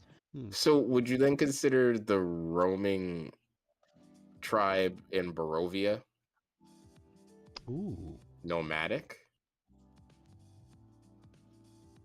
Oh my God, what are they Sure. called? I can't remember what they're Oh called. my God. They have a specific name in They D&D. do. Oh my God. I was just talking about Curse of Strahd today too. Vistani. The Vistani, yes. Mm. I guess the Vistani would be considered nomadic since technically they drift. They're tied to the land between Barovia, but they technically also drift wherever it takes them. Mm-hmm. So they're nomadic and they're in like a limbo. As long as I they would have give their it to my cart, they players. can go. Yeah. Actually, if you take Yeah. away their cart, then they're basically druids. Yeah. Their cart is their grove. Mm-hmm. Oh, it's cute. Look at And that after flavor. what? Look at that flavor. The cart is their grove. try. Oh. After conversing with a local druid or knowledgeable figure, you can add half your proficiency bonus to survival and nature checks while traveling in the region. I like that. That makes sense. That's great, especially because, well, I mean, if you're a ranger, you're supposed to be good at these things, but in 2024, that's not part of being a ranger anymore. What up, evil? Why did my voice crack? Went through puberty I don't again. know. You went, what up, evil? I just went through druid puberty. That's what happened. You found the language of the land.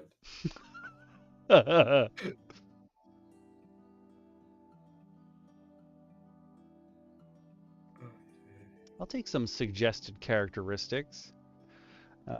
Living in a druidic society, you experience a closer bond to some aspect of the natural world, often accompanied by unfamiliarity with large cities, commerce, and religion. Oh, that's an interesting take. You may have spent more time among beasts and plants than among people, especially outsiders. Often your home was a close-knit communal culture with little interest in accumulation of wealth or territory. This type of community may have grated on your own ambitions and was stifling enough for you to leave or be driven out by others. Otherwise, you might cherish your home and reluctantly depart in order to help it in the face of grave threats. Such communities may take many forms. Roll or choose one or more possibilities from the list below. So this is one of those backgrounds that actually gives you ideas. Again, you don't have to do any of these. If you have a good idea, go for it. This is just for people who, generally speaking, the people who are rolling on these tables are either new or they don't really care about this sort of part of their background. So they roll and they're like, oh yeah, Sometimes you here want you go. to, or sometimes you want to have like a fun. I've done it where it's like I want to have a fun challenge of how well I can role play the character if I don't plan it. So like I'll just take whatever the dice give me. Yep. And again, you don't have to roll. You could just pick one of them too. Yeah. You want to look? You want to talk about this one? Yeah. So they give you ideas for your types of druidic community that you came from, including watchers of a sacred grove, perhaps an ancient stand of trees or a rare source for a special plant. I like that idea that maybe you're venturing out or met your adventurer party because you're supposed to bring something back. You like need some special herb to make your trees grow or something like that.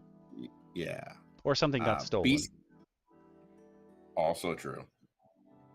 Beast kinship or hunter-based society. Again, skinning knife comes in there. A community centered around the ecological cycles of certain beasts or falters of a deity or lord of beasts. Very Princess Mononoke. Extremely Princess Mononoke. I stand for it. I like the idea of it. And I think that having a mix of that druid ranger living situation in this like community is a lot of fun. Who's the Lord of Beasts? That I don't know. Mal something. Nope. That's a dude. Oberon. Okay. Oh. Oh, interesting. Okay, they went with.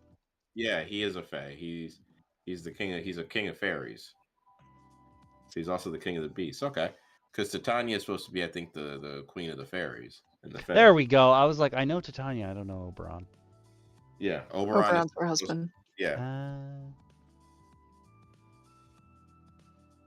They can be from a fertile valley, a realm with naturally occurring crops and orchards with bounty beyond compare. This one and the next one, Guardians of a Cursed Site, a society tasked with ensuring an ancient evil. These seem... Oh, wow. Actually, I think the next 4. Really? I'm just going to go through them. A mystic realm hard to reach or find. Perhaps a realm on the borders of the Feywild, Shadowfell, or Primordial Plane. May occasionally appear on the material plane or requires a mystical gateway. And healing a broken land. Torn by the ravages of war or unbridled magical power. Dedicated druids and their followers slowly revitalize the toxic or deadened lands. These last 4 are campaign hooks. Mm-hmm. A war for a fertile valley between 2 kingdoms and the druids having to get involved. So they're facing off against... So you as the DM are playing the 2 different kingdoms, and everyone you want is coming from there. And they could be any class, but druids and rangers get a certain special connection. Maybe clerics of a certain type get a special connection. Paladins are specifically of the ancients. You get to craft a cool campaign, I think, around like a pure nature campaign, and this idea of industrialization coming in and like devouring the last of this fertile valley for its resources. That could be fun. Obviously, the Guardians of a Cursed Site. Who doesn't want to defend ancient land? Mm-hmm. Same thing with the mystical realm. Like, these are just beautiful campaign hooks. Tim Davis, you've done it again. Damn you, Tim. Yes. The way that I had my windows, I only saw the autograph Tim Davis. Yes. I love Tim Davis. You'll never know it was me.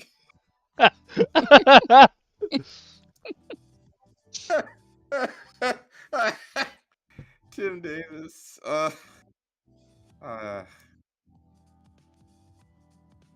Again, though, I like the druidic communities, but they also give you some personality traits and some other ideas. Yo, to this work art, with. you're right, DM Lacara. Like, this background art is absolutely phenomenal. I don't know what it's from, but it's amazing.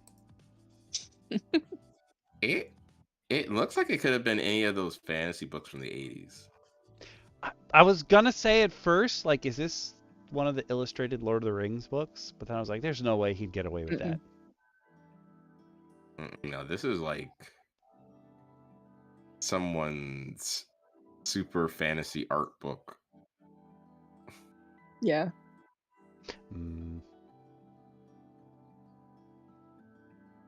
And if this is AI generated, kudos to AI because they got me. Yeah. I think this is pre-A. I think this would be a little too early though for the generation of AI, wouldn't it? Probably. When did you release this? Because it's really just a 2024, I'd say, push. Who are you, Tim Davis? 2021? Unless Tim Davis has always had this tech. Because, he is Batman. We're on to you, Tim Davis.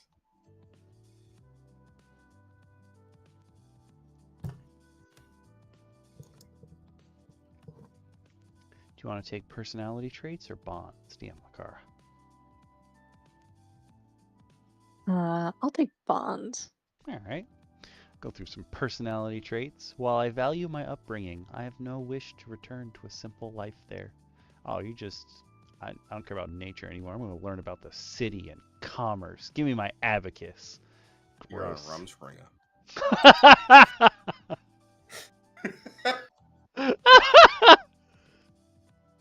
The threats to my home are not unique. I must face them wherever they appear. That definitely fits into like, oh, I have to protect this ancient evil from ever coming out again, blah, blah, blah, that kind of stuff. Those two go together pretty well. I cherish my newfound privacy and freedom. That makes sense. I miss the closeness of my community. Oh, you want to be sad all the time. I don't recommend trying to play a character that's sad all the time. I don't recommend it. I fled from my home, and I don't know if I'll be welcome if I return. Oh, you unleashed the abominable evil. Oh, there's no place like the This lands is your around my fault. home. Yeah, it's all your fault. And I frequently point out things that aren't as good as they are there. Oh, you'll be very annoying as a player. Very Yeah. annoying. Unless you point out things like, no, you know what? The mosquitoes back in my grove, way bigger. You can Say play you that as as a a little bit better. mosquito. Yeah. Yeah, if you use it as the comic relief, that could be fun. Sometimes I swap them and then I find out it's one of my mates who's actually a druid. We played weird pranks back in the day, man. I have a bond with the kind of beasts for my home. I try to commune with any of them that I find. Listen, if you're on the adoption agency side of the spectrum, you were going to do this anyway.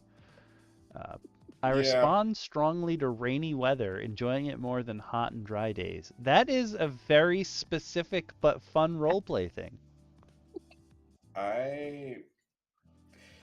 Kudos if you pull it off.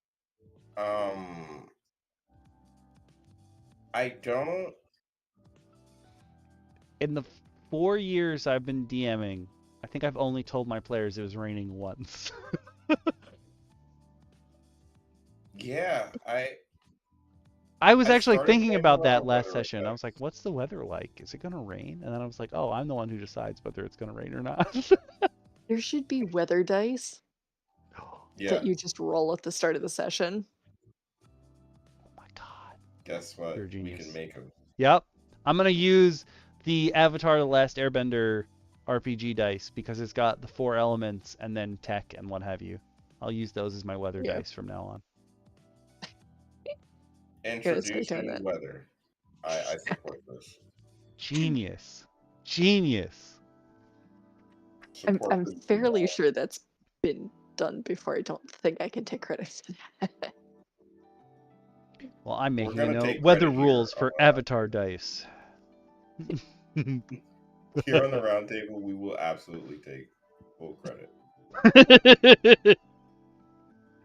So if you ever use weather dice in your campaigns, folks, and you found yourself sitting up there wondering, years from now when you're watching this, after we've exploded someplace on the internet, you're gonna say to yourself, "Wow, you're right, round table. You did invent weather dice." And I'm gonna be like, "Yeah, we know."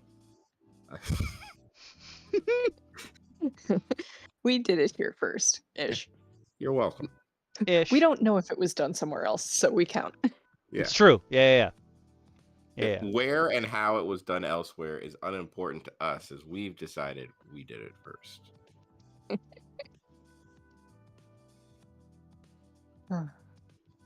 All right, bombs. Here we go. Cool. The PG kind. My home community is in danger and I must remain focused on finding help for it. You better hope that is the main thread of the campaign. Yeah. Yeah. I must succeed in my vocation to impress the elders of my home. You're probably not there anymore, so... Yeah, you're gone. I don't think they really give a shit. My home was lost. I must find my kinfolk in other lands. This is one of my absolute favorite threads to work in, is like into a story, is like that group that everyone thought was lost or dead, and then you just throw them in at random times. I love that. For you, it's Tabaxi. Yeah. Well, you guys don't know the other ones. There's other ones. Don't worry. I'm sure I'll meet more weredeer. Personally, Tabaxi is always one that I love to sprinkle into campaigns. It's this idea of cat people. Yeah. Just throws people for a loop. I also love that, canonically, when you pick a Tabaxi name, it's usually some activity that they enjoy doing. And so depending on like how they've progressed, their name might change over time. But like the first tabaxi I introduced to my players, his name was Nap. And he was supposed to be working a stall, but he was always taking naps. And then they find out his full name because his boss would yell at him. His full name is Afternoon Nap. But it's lore accurate for the tabaxi, so Mhm. it's like you can't even be mad. Oh my god, our tabaxi is the most hyper one in the group. It's true.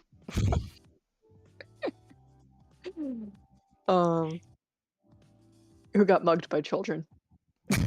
What? Yep. Yeah, yeah. It was great. And she's Like a monk. as soon as she set foot into the big city, like immediately got mugged. But it's okay.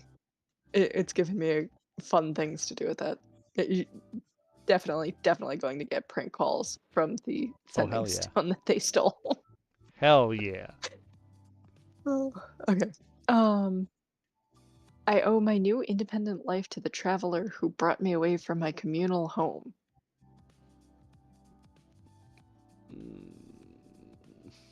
That sounds like some weird Little House on the Prairie stuff. Like Yeah. that small Mexican kid question mark? Native American kid? I don't know. There's like a whole arc where this guy, he's like a snake oil salesman, and he basically kidnaps a child and runs experiments on them for his snake oil potions Little and House stuff. on the Prairie? I think it's Little House on the Prairie. Might be Bonanza, but I think it's No. Little House on the Prairie. I do not remember that. I was gonna say Little House got a little more real than I realized. I don't think it did. I think Maybe it's Okami Bonanza. is putting things together that didn't happen. Listen, I have seen snippets. I cannot claim to myself that I've truly seen a full episode of Little House. So I thought I just learned that a Little House on the Prairie might be the most metal show on television I've never. I mean, this might be interesting if the traveler referred to here is another one of the PCs. Hmm. You know, like a good way to bring somebody into the campaign. Yeah. But otherwise, this just seems weird. It gets clunky because you do have to deal with another NPC at some point. Yeah. That like one person's really attached to, but no one else knows about. Before I return home, I must visit a distant offshoot settlement and report on its status. Okay, cool side quest, bro. Yeah, And that's really what that is. I wish to return home, but I have been banished until I can atone for my misdeeds. You definitely let out the ancient evil. Yep. Yeah. Warlock, and then you became enthralled to it. Warlock.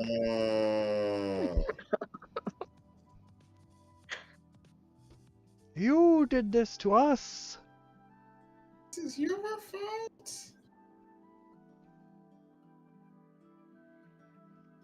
We've got some Who wants ideals. ideals? Flaws. I got this one.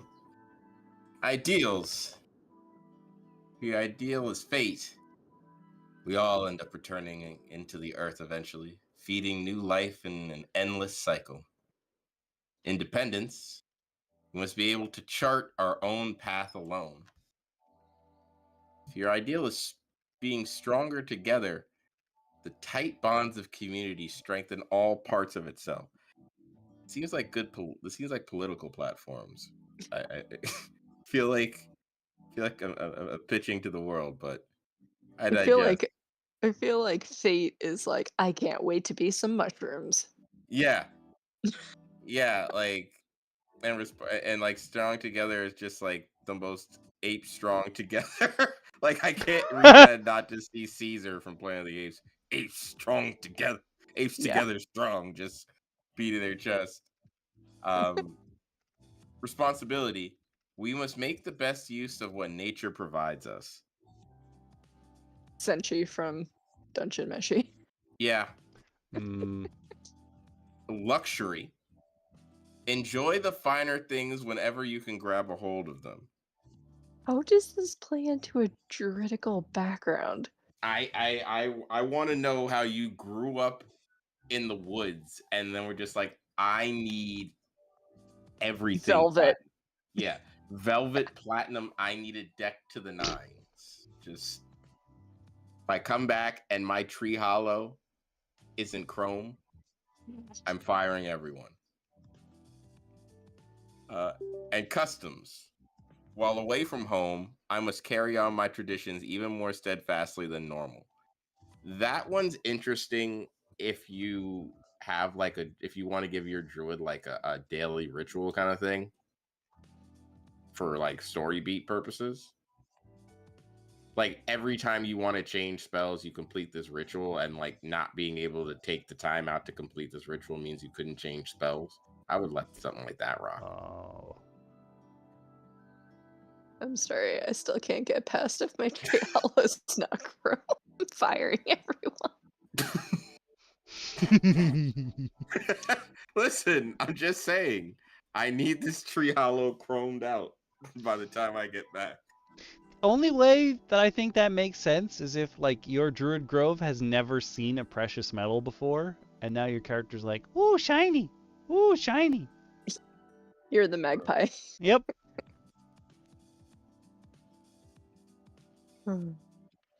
Yeah, I like customs. Customs could be a fun flavor thing, especially for a first timer. Like maybe then don't tie it to like your like an ability, but for a first time role player that like struggles with like how do I define this character, there's like nothing as memorable as like a daily thing that they have to do. Kudos if it like bonus points if it inconveniences the rest of the party. Oh, hey, sorry, we're gonna have to stop what we're doing so I can complete this task. But I need a healing, and I need to do this. And because it always turns into one of those things where like everyone gripes about it until the party gets split up or like that character gets kidnapped or something, and then everyone's like, "Oh, I miss that." And one thing that I had read someone had wrote way back when, like when I started DMing, like, oh, instead of if you're worried that you're bad at doing specific voices for characters, give them some kind of tick or some kind of like physical affectation so that people will know you're speaking in that character, you're embodying that character. And the same's true for the players. Like if you're worried that you don't have a cool voice for your character, or you're worried that you're gonna have trouble separating you as the player from the character, give them something that's just theirs that you can repeatedly do so people know that that's your character. And it might help you if you run into a Shuigui. My first game was probably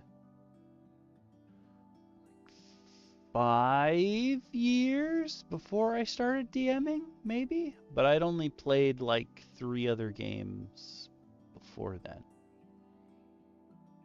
Like it wasn't I wasn't consistently playing. And the first game I played wasn't D&D. It was, oh my god, I can see the front page of the book. It's supposed to be like Scion, that's what it's called, where you're all basically superheroes and demigods. I was gonna say Schism, and I was like, nope, that's not it. But I know it's an SC. Close. How about you guys? How long had you been playing before you started DMing? Oh, jeez. I think it was probably about 2-3 years. Yeah, I'd say about 2.5 years. I got forced to DM because someone wanted to play Dungeons and Dragons and no one knew what to do, and I was the only person in the room that had ever played. I It's like, oh, I guess I can try this. Like, I read the DM manual. I really sat down and like read the DMG for the first time, and I was like, oh, okay, this is how this all works. Like, very fledgling, but I think my first real campaign was probably 3 years. Like, where I sat down, knew like my players were going to play with me, what they were playing, and like really crafting the story that they were going to be playing to.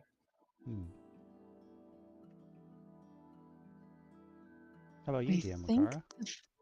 yeah, the first, I'm trying to pin down what year it was. The first RPG I played, I think, was like 2009 or 10. We had a campaign going for a while, for like a year or two. I'm so jealous. No, I think it was like a year. And then it wasn't D&D either. I'm trying to it was Jadeclaw. Oh. Yeah. What It is was the first thing I that? played. Oh, you haven't. It's a Chinese zodiac based RPG. So the races that you get to pick from are the animals in the Chinese zodiac. Okay. It was some like bootleg translated copy that a friend got from like somewhere online. Somebody translated it. I have no idea where he got it from, but or like heard about it. But we did that for like, I don't know, like a year probably ish. And then I didn't do anything again for a while. Then I played a one shot once with a handful of people. That was my first like thing. Looking back at it, it was around the time that 5e came out. So I think it might have been like one of the first little one shots that got published, like for 5e. And that was a lot of fun. I was like, oh, I could do this more. And then and then I started DMing this year. So I don't know, like a dozen years ish. Oh man. But 2009 means you were playing in the college years. I'm so jealous. Yeah, it wasn't something like I meant to do. I mean, I had friends like growing up that were like hardcore like Pathfinder and 3.5 people. I tried getting in 3.5 when I was younger, and it had me in a video game sense, and it lost me everywhere else. I could see that. I never played it with them. Yeah, I wanted no part of that when I was younger. But yeah, no, it's been an interesting road. That was a great question, Fist. I don't know if anybody's ever asked us that before. I don't really have to think about it either. Man. Yeah. I was like, well, the D&D campaign we played for like 3 years before the one I started, and then I was like, wait, that's not the first one I played though.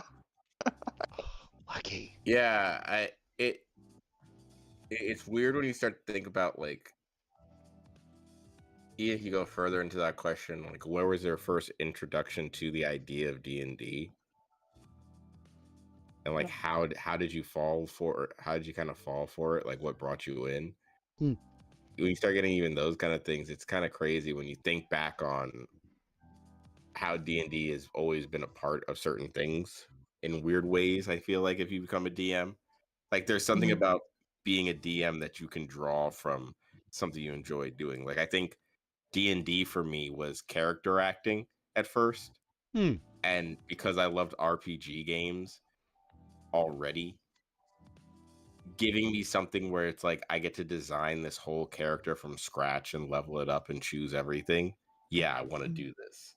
And then put behind it, this already kickstarted my active imagination. I was an only kid growing up. I was an only child growing up. So I had limitless imagination. Now I get to apply all these worlds I've created to a game world that people can play in as an adult. And it's like, wow, that's not just a crazy idea I cooked up that one time when I was a kid. It also didn't help that my mom bought me a red box D&D game, and I had no idea what I was looking at. I love that Ooh. the D&D, the Baldur's Gate 3 Secret Lair came with, one of the sets came with a mock little red box. I was like, that's such a clever callback. Like, so cute. The 80s one was, is that Super Heroic RPG? Or did Super Heroic RPG come later? I'm trying to think. That I don't know off the top of my head. Because you would know better than me. DM Bacon, for Mergs in our group, Mergs loves Spider-Man, so he essentially built a video game that we could all play together, but it was running off the older Marvel RPG, not the one that's currently out, with their rules. I think that's Marvel's Super Heroic RPG, but I know that one's currently out of print. However, because it's out of print, tons of people made the rules function in the virtual tabletops because no one's going to stop them. Though if you've met DM Bacon, I'm sure he didn't use somebody else's thing. I'm sure he coded it all by hand. Yeah. Yeah, 1000%. For you specifically, Fist. Fist. Yeah, definitely fixed it up at least one way or another.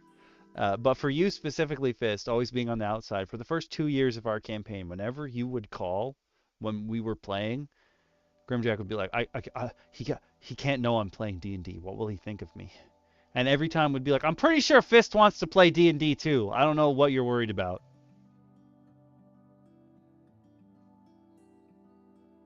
And your love of D&D. I do want to get you in a game at some point. You're definitely on my list of people to play a game with. For sure, 100%.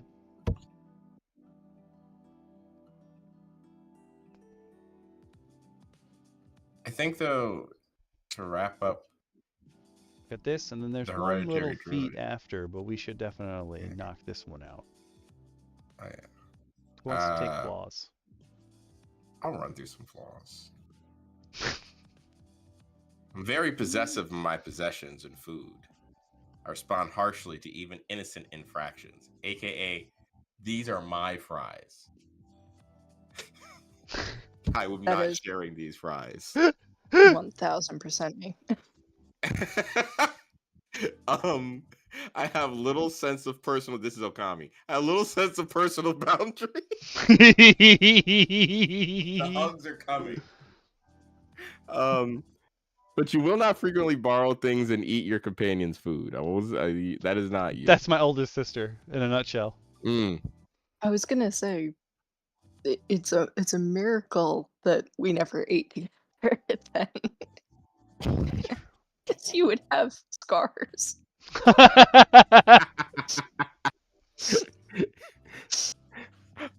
3, I dislike busy places and become withdrawn when stuck in a crowd. Sometimes you gotta disassociate. Yeah, you just gotta astral project and get out of there. 4 is a wasteful use of animals or plants bothers me. Wasteful use. I know they mean like food-wise and material-wise from animals, but the idea of wasteful use, I just imagine someone like picking up a dog and hitting someone else with it and then leaving the dog behind. You take that dog with you. You can't use as an improvised weapon and leave. That's your dog now. That would actually be a hysterical flaw to have. Oh God. I have a poor. I love this one. I have a poor sense of costs and often overspend on frivolous things. The perpetual tourist. Okay, so in our campaign currently, my players have probably more money than like anyone in their friend groups have ever seen, except for Valley of Ageria's, because her character comes from rich people. Like, she came on down from aristocratic life, what have you. But this is the most money like any other players have seen. And they're just now realizing that they are a problem for the economy locally because they have so much money that they're in like a totally different tax bracket than anyone else at this point. And every time I'm like, oh, hey, a subscriber? What is that? What is that? What? Thanks, Shin.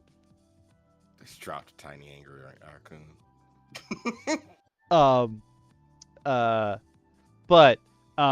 So they're in Lylon, and Lylon has a specialty shop that sells magic items and regular items, but everything's at, they're either 10 gold, 50 gold, or I think the last one is 1,000 gold, depending on what they are.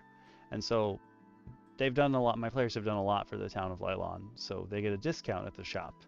And whenever I'm like, oh, okay, she'll give you Aubrey, the shopkeep, supposed to be a boy, but my Aubrey's a girl because I didn't read the rest of their description when I first ran Lylon. I just saw Aubrey and assumed it was a girl. So it's a girl in my world. And I was like, oh, you get a discount. And our player was like, no, I'm going to pay them the full 50 gold for this. And then the next thing was our player wants a mask because she grew crab eyes. She has eye stalks now. She wanted a mask. And it's just a piece of wood. And it would have been 10 gold. And they're like, oh, I'll give you a discount. You'll only have to pay like 7 gold for this piece of wood that's painted like rock. And the player was like, I love everyone here. I'm going to give them full price for it. Just handed them the 10 gold. And the rest of my players like, you just paid 10 gold for a piece of wood. What is wrong with you? That's how I feel every time I go to IKEA. Every time I order something on Wayfair, because I'm like, oh, I'll just build it when it gets here. Yeah.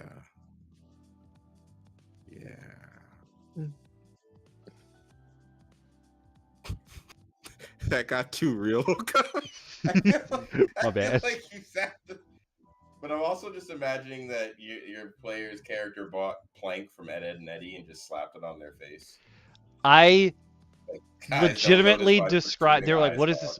What does this piece of wood look like? And legitimately, the first thing I said was, it looks like plank from Ed and Eddie, except that the holes in it are bored, and they're the wrong orientation for plank. I love it. And they paid 10 gold when they were getting a discount. Mm-hmm. Oh, I lied. Everyone in the group is rich except for Goblin Slayer, who kept buying whores, and he's poor as dirt now. He deserves to be poor.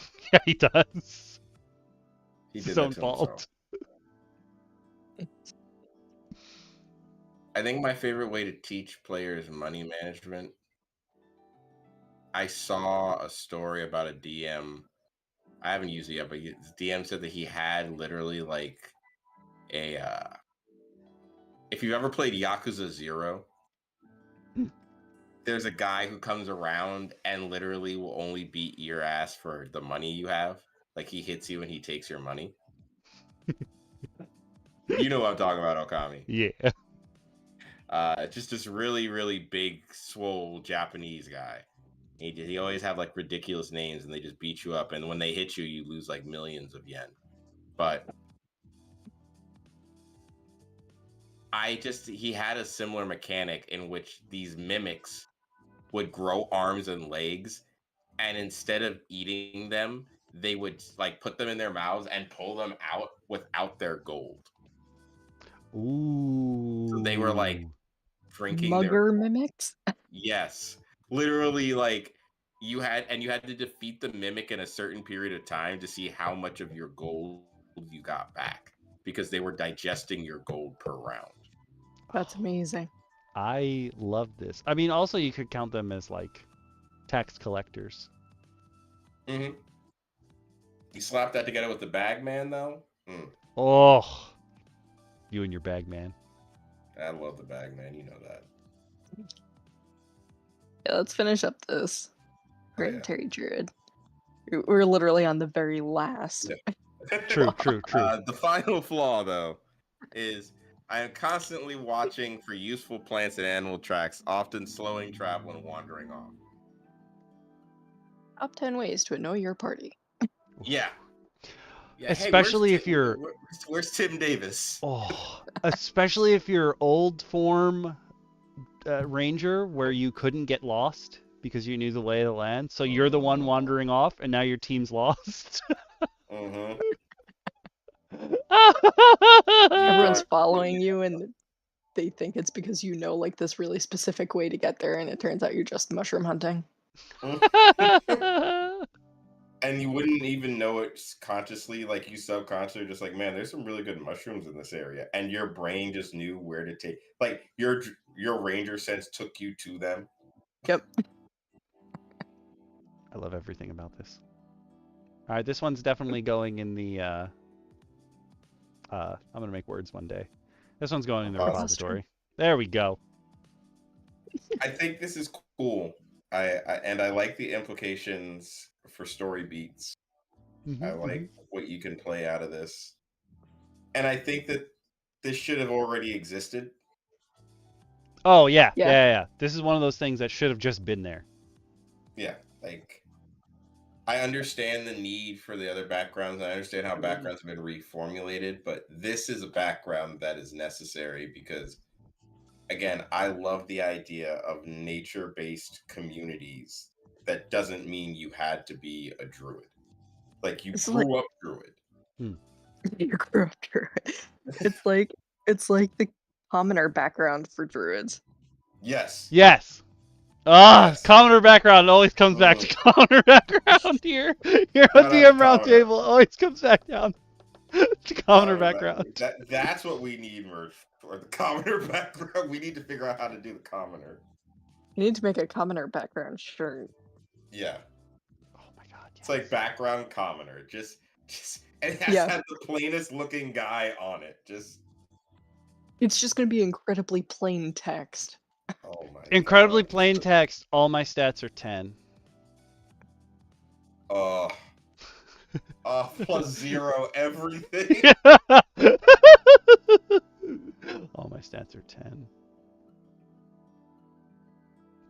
But this is the flavor you get here at the Roundtable every week. It's true. So, folks, if you're tuned in for the very first time, come back again next week. Stick around at the end because we always do a lot of. We always make sure we put up a vote. I have that list ready. ready. I'll tell you more about that in a second. And naturally, we always love having you here. So thanks for showing up. Yeah. We know it's. We know we went a little bit overtime today. It's true. There's one more thing. It's just a real short feat. But Tim Davis does have the last page of this PDF is more stuff that they've made. And I know on DM's Guild he has more stuff. So I just left myself a note. Go look at Tim Davis's stuff. Maybe in the future we'll be looking at some more of Tim Davis's stuff. Shout out to Tim Davis. We know you're Batman. Yeah, we know who you are. We know your secret, Tim Davis. It's okay. Oh, no, that's not the right one. What's happening here? I put up the chat. Nope. Right, we're gonna let you slide out the other car. Oh no. Yeah. I will see you guys next time. Later. Thank you. Remember, everybody go check out the Redbubble shop. Yeah. See all DM Lacara's awesome artwork and skill set with the AIs, and buy it. It's true. I don't know what's happening here. For those of you who are on stream right now, everything just wigged out, and it will not let me select. There we go. I had to open properties to get back to Chrome. That was weird. It picked out just the little window that has the tools in Acrobat. It was like, yeah, that's what you want. No, I assure you, it's not. Like, no, that's incorrect. Nope. But the last thing we've got to take a peek at today is a drop it in the chat for me. Feat by Absokith. Oops, that's not our chat. Bloop. For those of you on YouTube, you can check the description for the link to Paranoid Preparation. For those of you on Twitch, I'm throwing it in, but I'm only going to pin it for 20 minutes. I'll leave it at the default because this is just one feat. I don't think it's going to take that long to get through. Would you like to read it for us? Absolutely. Paranoid Preparation by Absokith has a prerequisite of an intelligence score of 13 or higher. You obsess over the details of your upcoming dangers, absorbing all information you can and hypothesizing about potential countermeasures. It's a wonder you sleep at night. Whenever you finish a long rest, you may choose a creature type and a saving throw. You gain the following benefits. You have advantage on any wisdom, insight, perception checks you make targeting the chosen creature type, and you cannot be surprised by them. When you fail a saving throw of your chosen type, you can re-roll the saving throw. If your chosen creature type caused you to make this save, you may re-roll with advantage. You may re-roll a save this way twice, regaining usage upon finishing a long rest. This is cool for the book nerd character in the campaign. Mm-hmm. Like the player who wanted to play the real like study hog, or like the ranger that really wants to lean in, or like the wizard that really wants to lean into their studies, this is what you give them.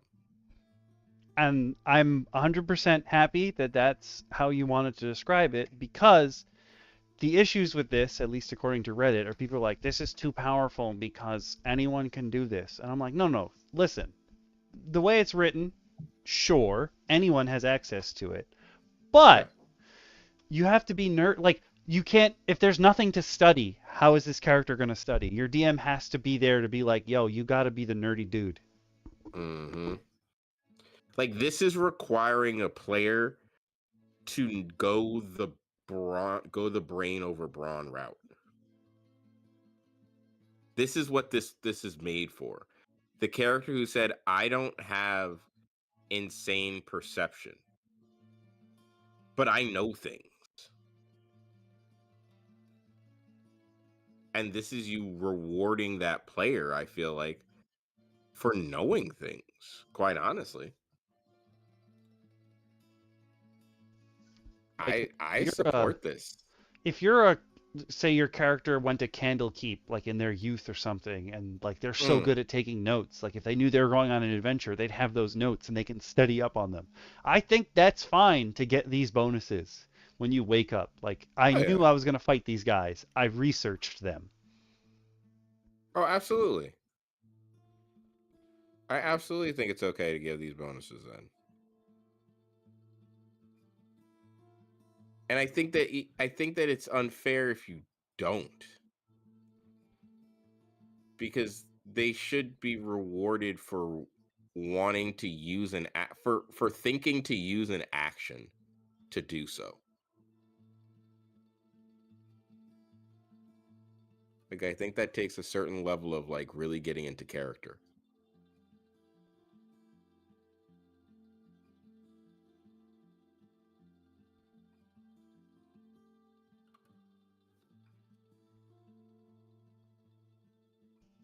But I wholeheartedly think this should be added to the repository as well. I agree. This one's going in the repository. I don't know if Grimbo's like on right now, but this is absolutely perfect for his particular character. He's an Oath of the Librarian paladin, and his channel divinity is he can search through any book that's in the bookshelves at his library. Like, this is the absolute perfect. He's essentially tried to do this many times. And I'm like, this is the perfect thing for you. I definitely think that you should take a peek at this, my dude.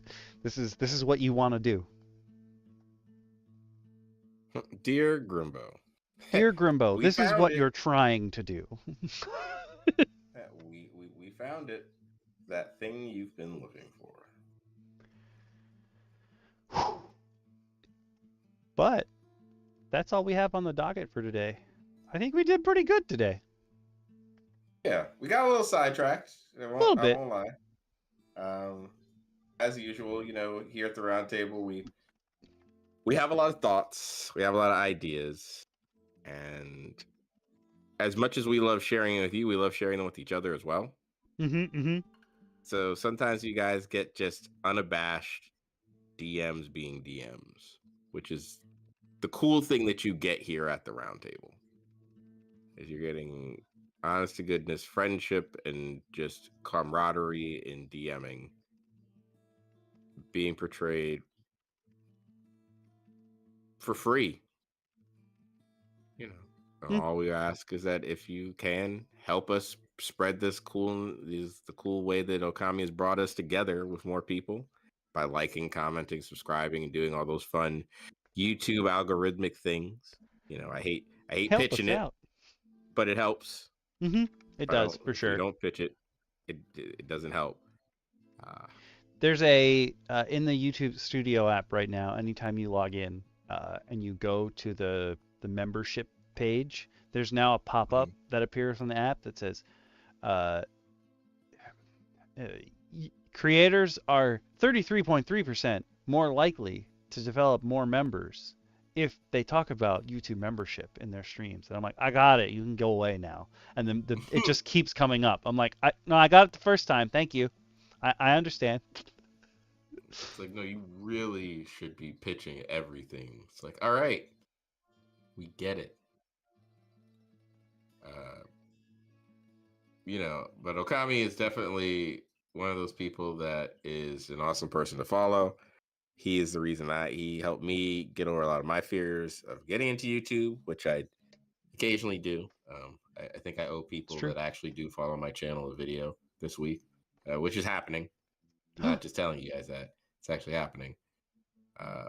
Streaming's kind of off the board for me for a little while, as I will be having to get into a new schedule starting next week.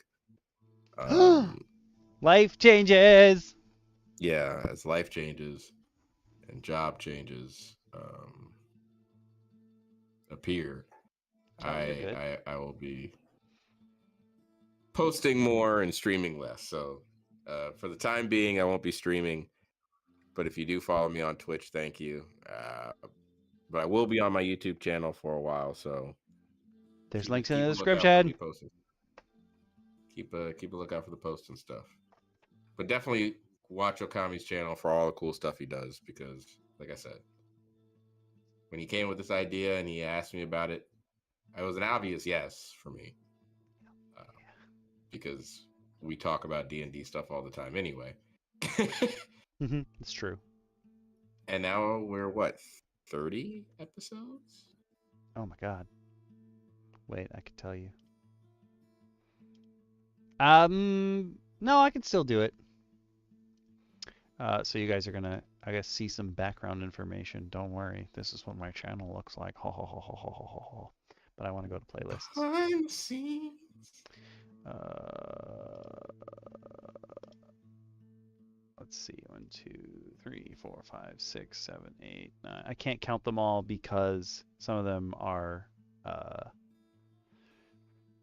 shorts.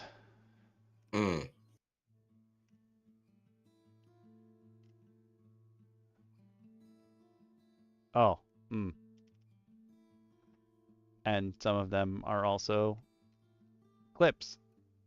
But it's like 35-ish. That's crazy. We did it. Oh, look, sneak peek. A short that's coming out at the end of the week. Also, if you're a YouTube member, you can also watch them early. So if you are a YouTube member, you might have already seen them. If not, join and watch. It don't cost much. Poll options, I'm going to throw them into the chat. So remember, we run the poll for 24 hours after the stream ends. Oh, hello. One of these got cut off. There we go. We run them for 24 hours. Your community has a vote. Unless the community vote outweighs, Grimble already put one in for creatures because he wants us to talk about his ideas of what Therianthropes should be doing if you're a player. That was his suggestion for today, and I was like, oh, I mean, we already had this plan last week when the poll ended, but I'll put in the community vote for creatures from you. As an the interesting creature vote, I feel like. I was telling him that we do have plans in the future to do like a show and tell type thing, so that could be part of it, for one. I mean, it's not like we're ever going to run out of homebrew creatures to look at, though. There's Not a anytime bajillion of them on the internet. Yeah, we ain't running out anytime soon. But if you're on YouTube and you're watching this, or you're watching the VOD, you can put in a comment there, and we'll get back to you. We'll add you to the community vote. If you're on Twitch and you're watching this as a VOD, because it will come out as a VOD as well, obviously you can't comment on the VOD, so find us on Twitter or YouTube, or come say hello in the Discord. Yeah. And you can put your vote in that way. If you hit us up, we will definitely respond. And if it's within the 24-hour period, we will throw your vote in with the poll, so you can get counted towards next week's potential. If we don't take a look at his changes, that's definitely on the docket for whenever we do creatures next. But yeah, hopefully we will see all of you guys and gals next week as well. But thank you for tuning in, and keep rolling dice. Keep rolling dice. Have fun playing your games.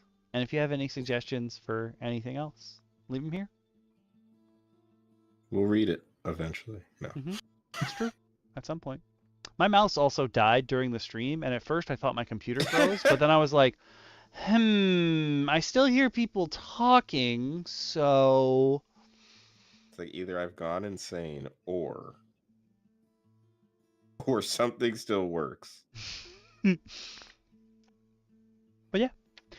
We will hopefully see you guys and gals. Hopefully see you players of all classes soon. I'll figure that out eventually.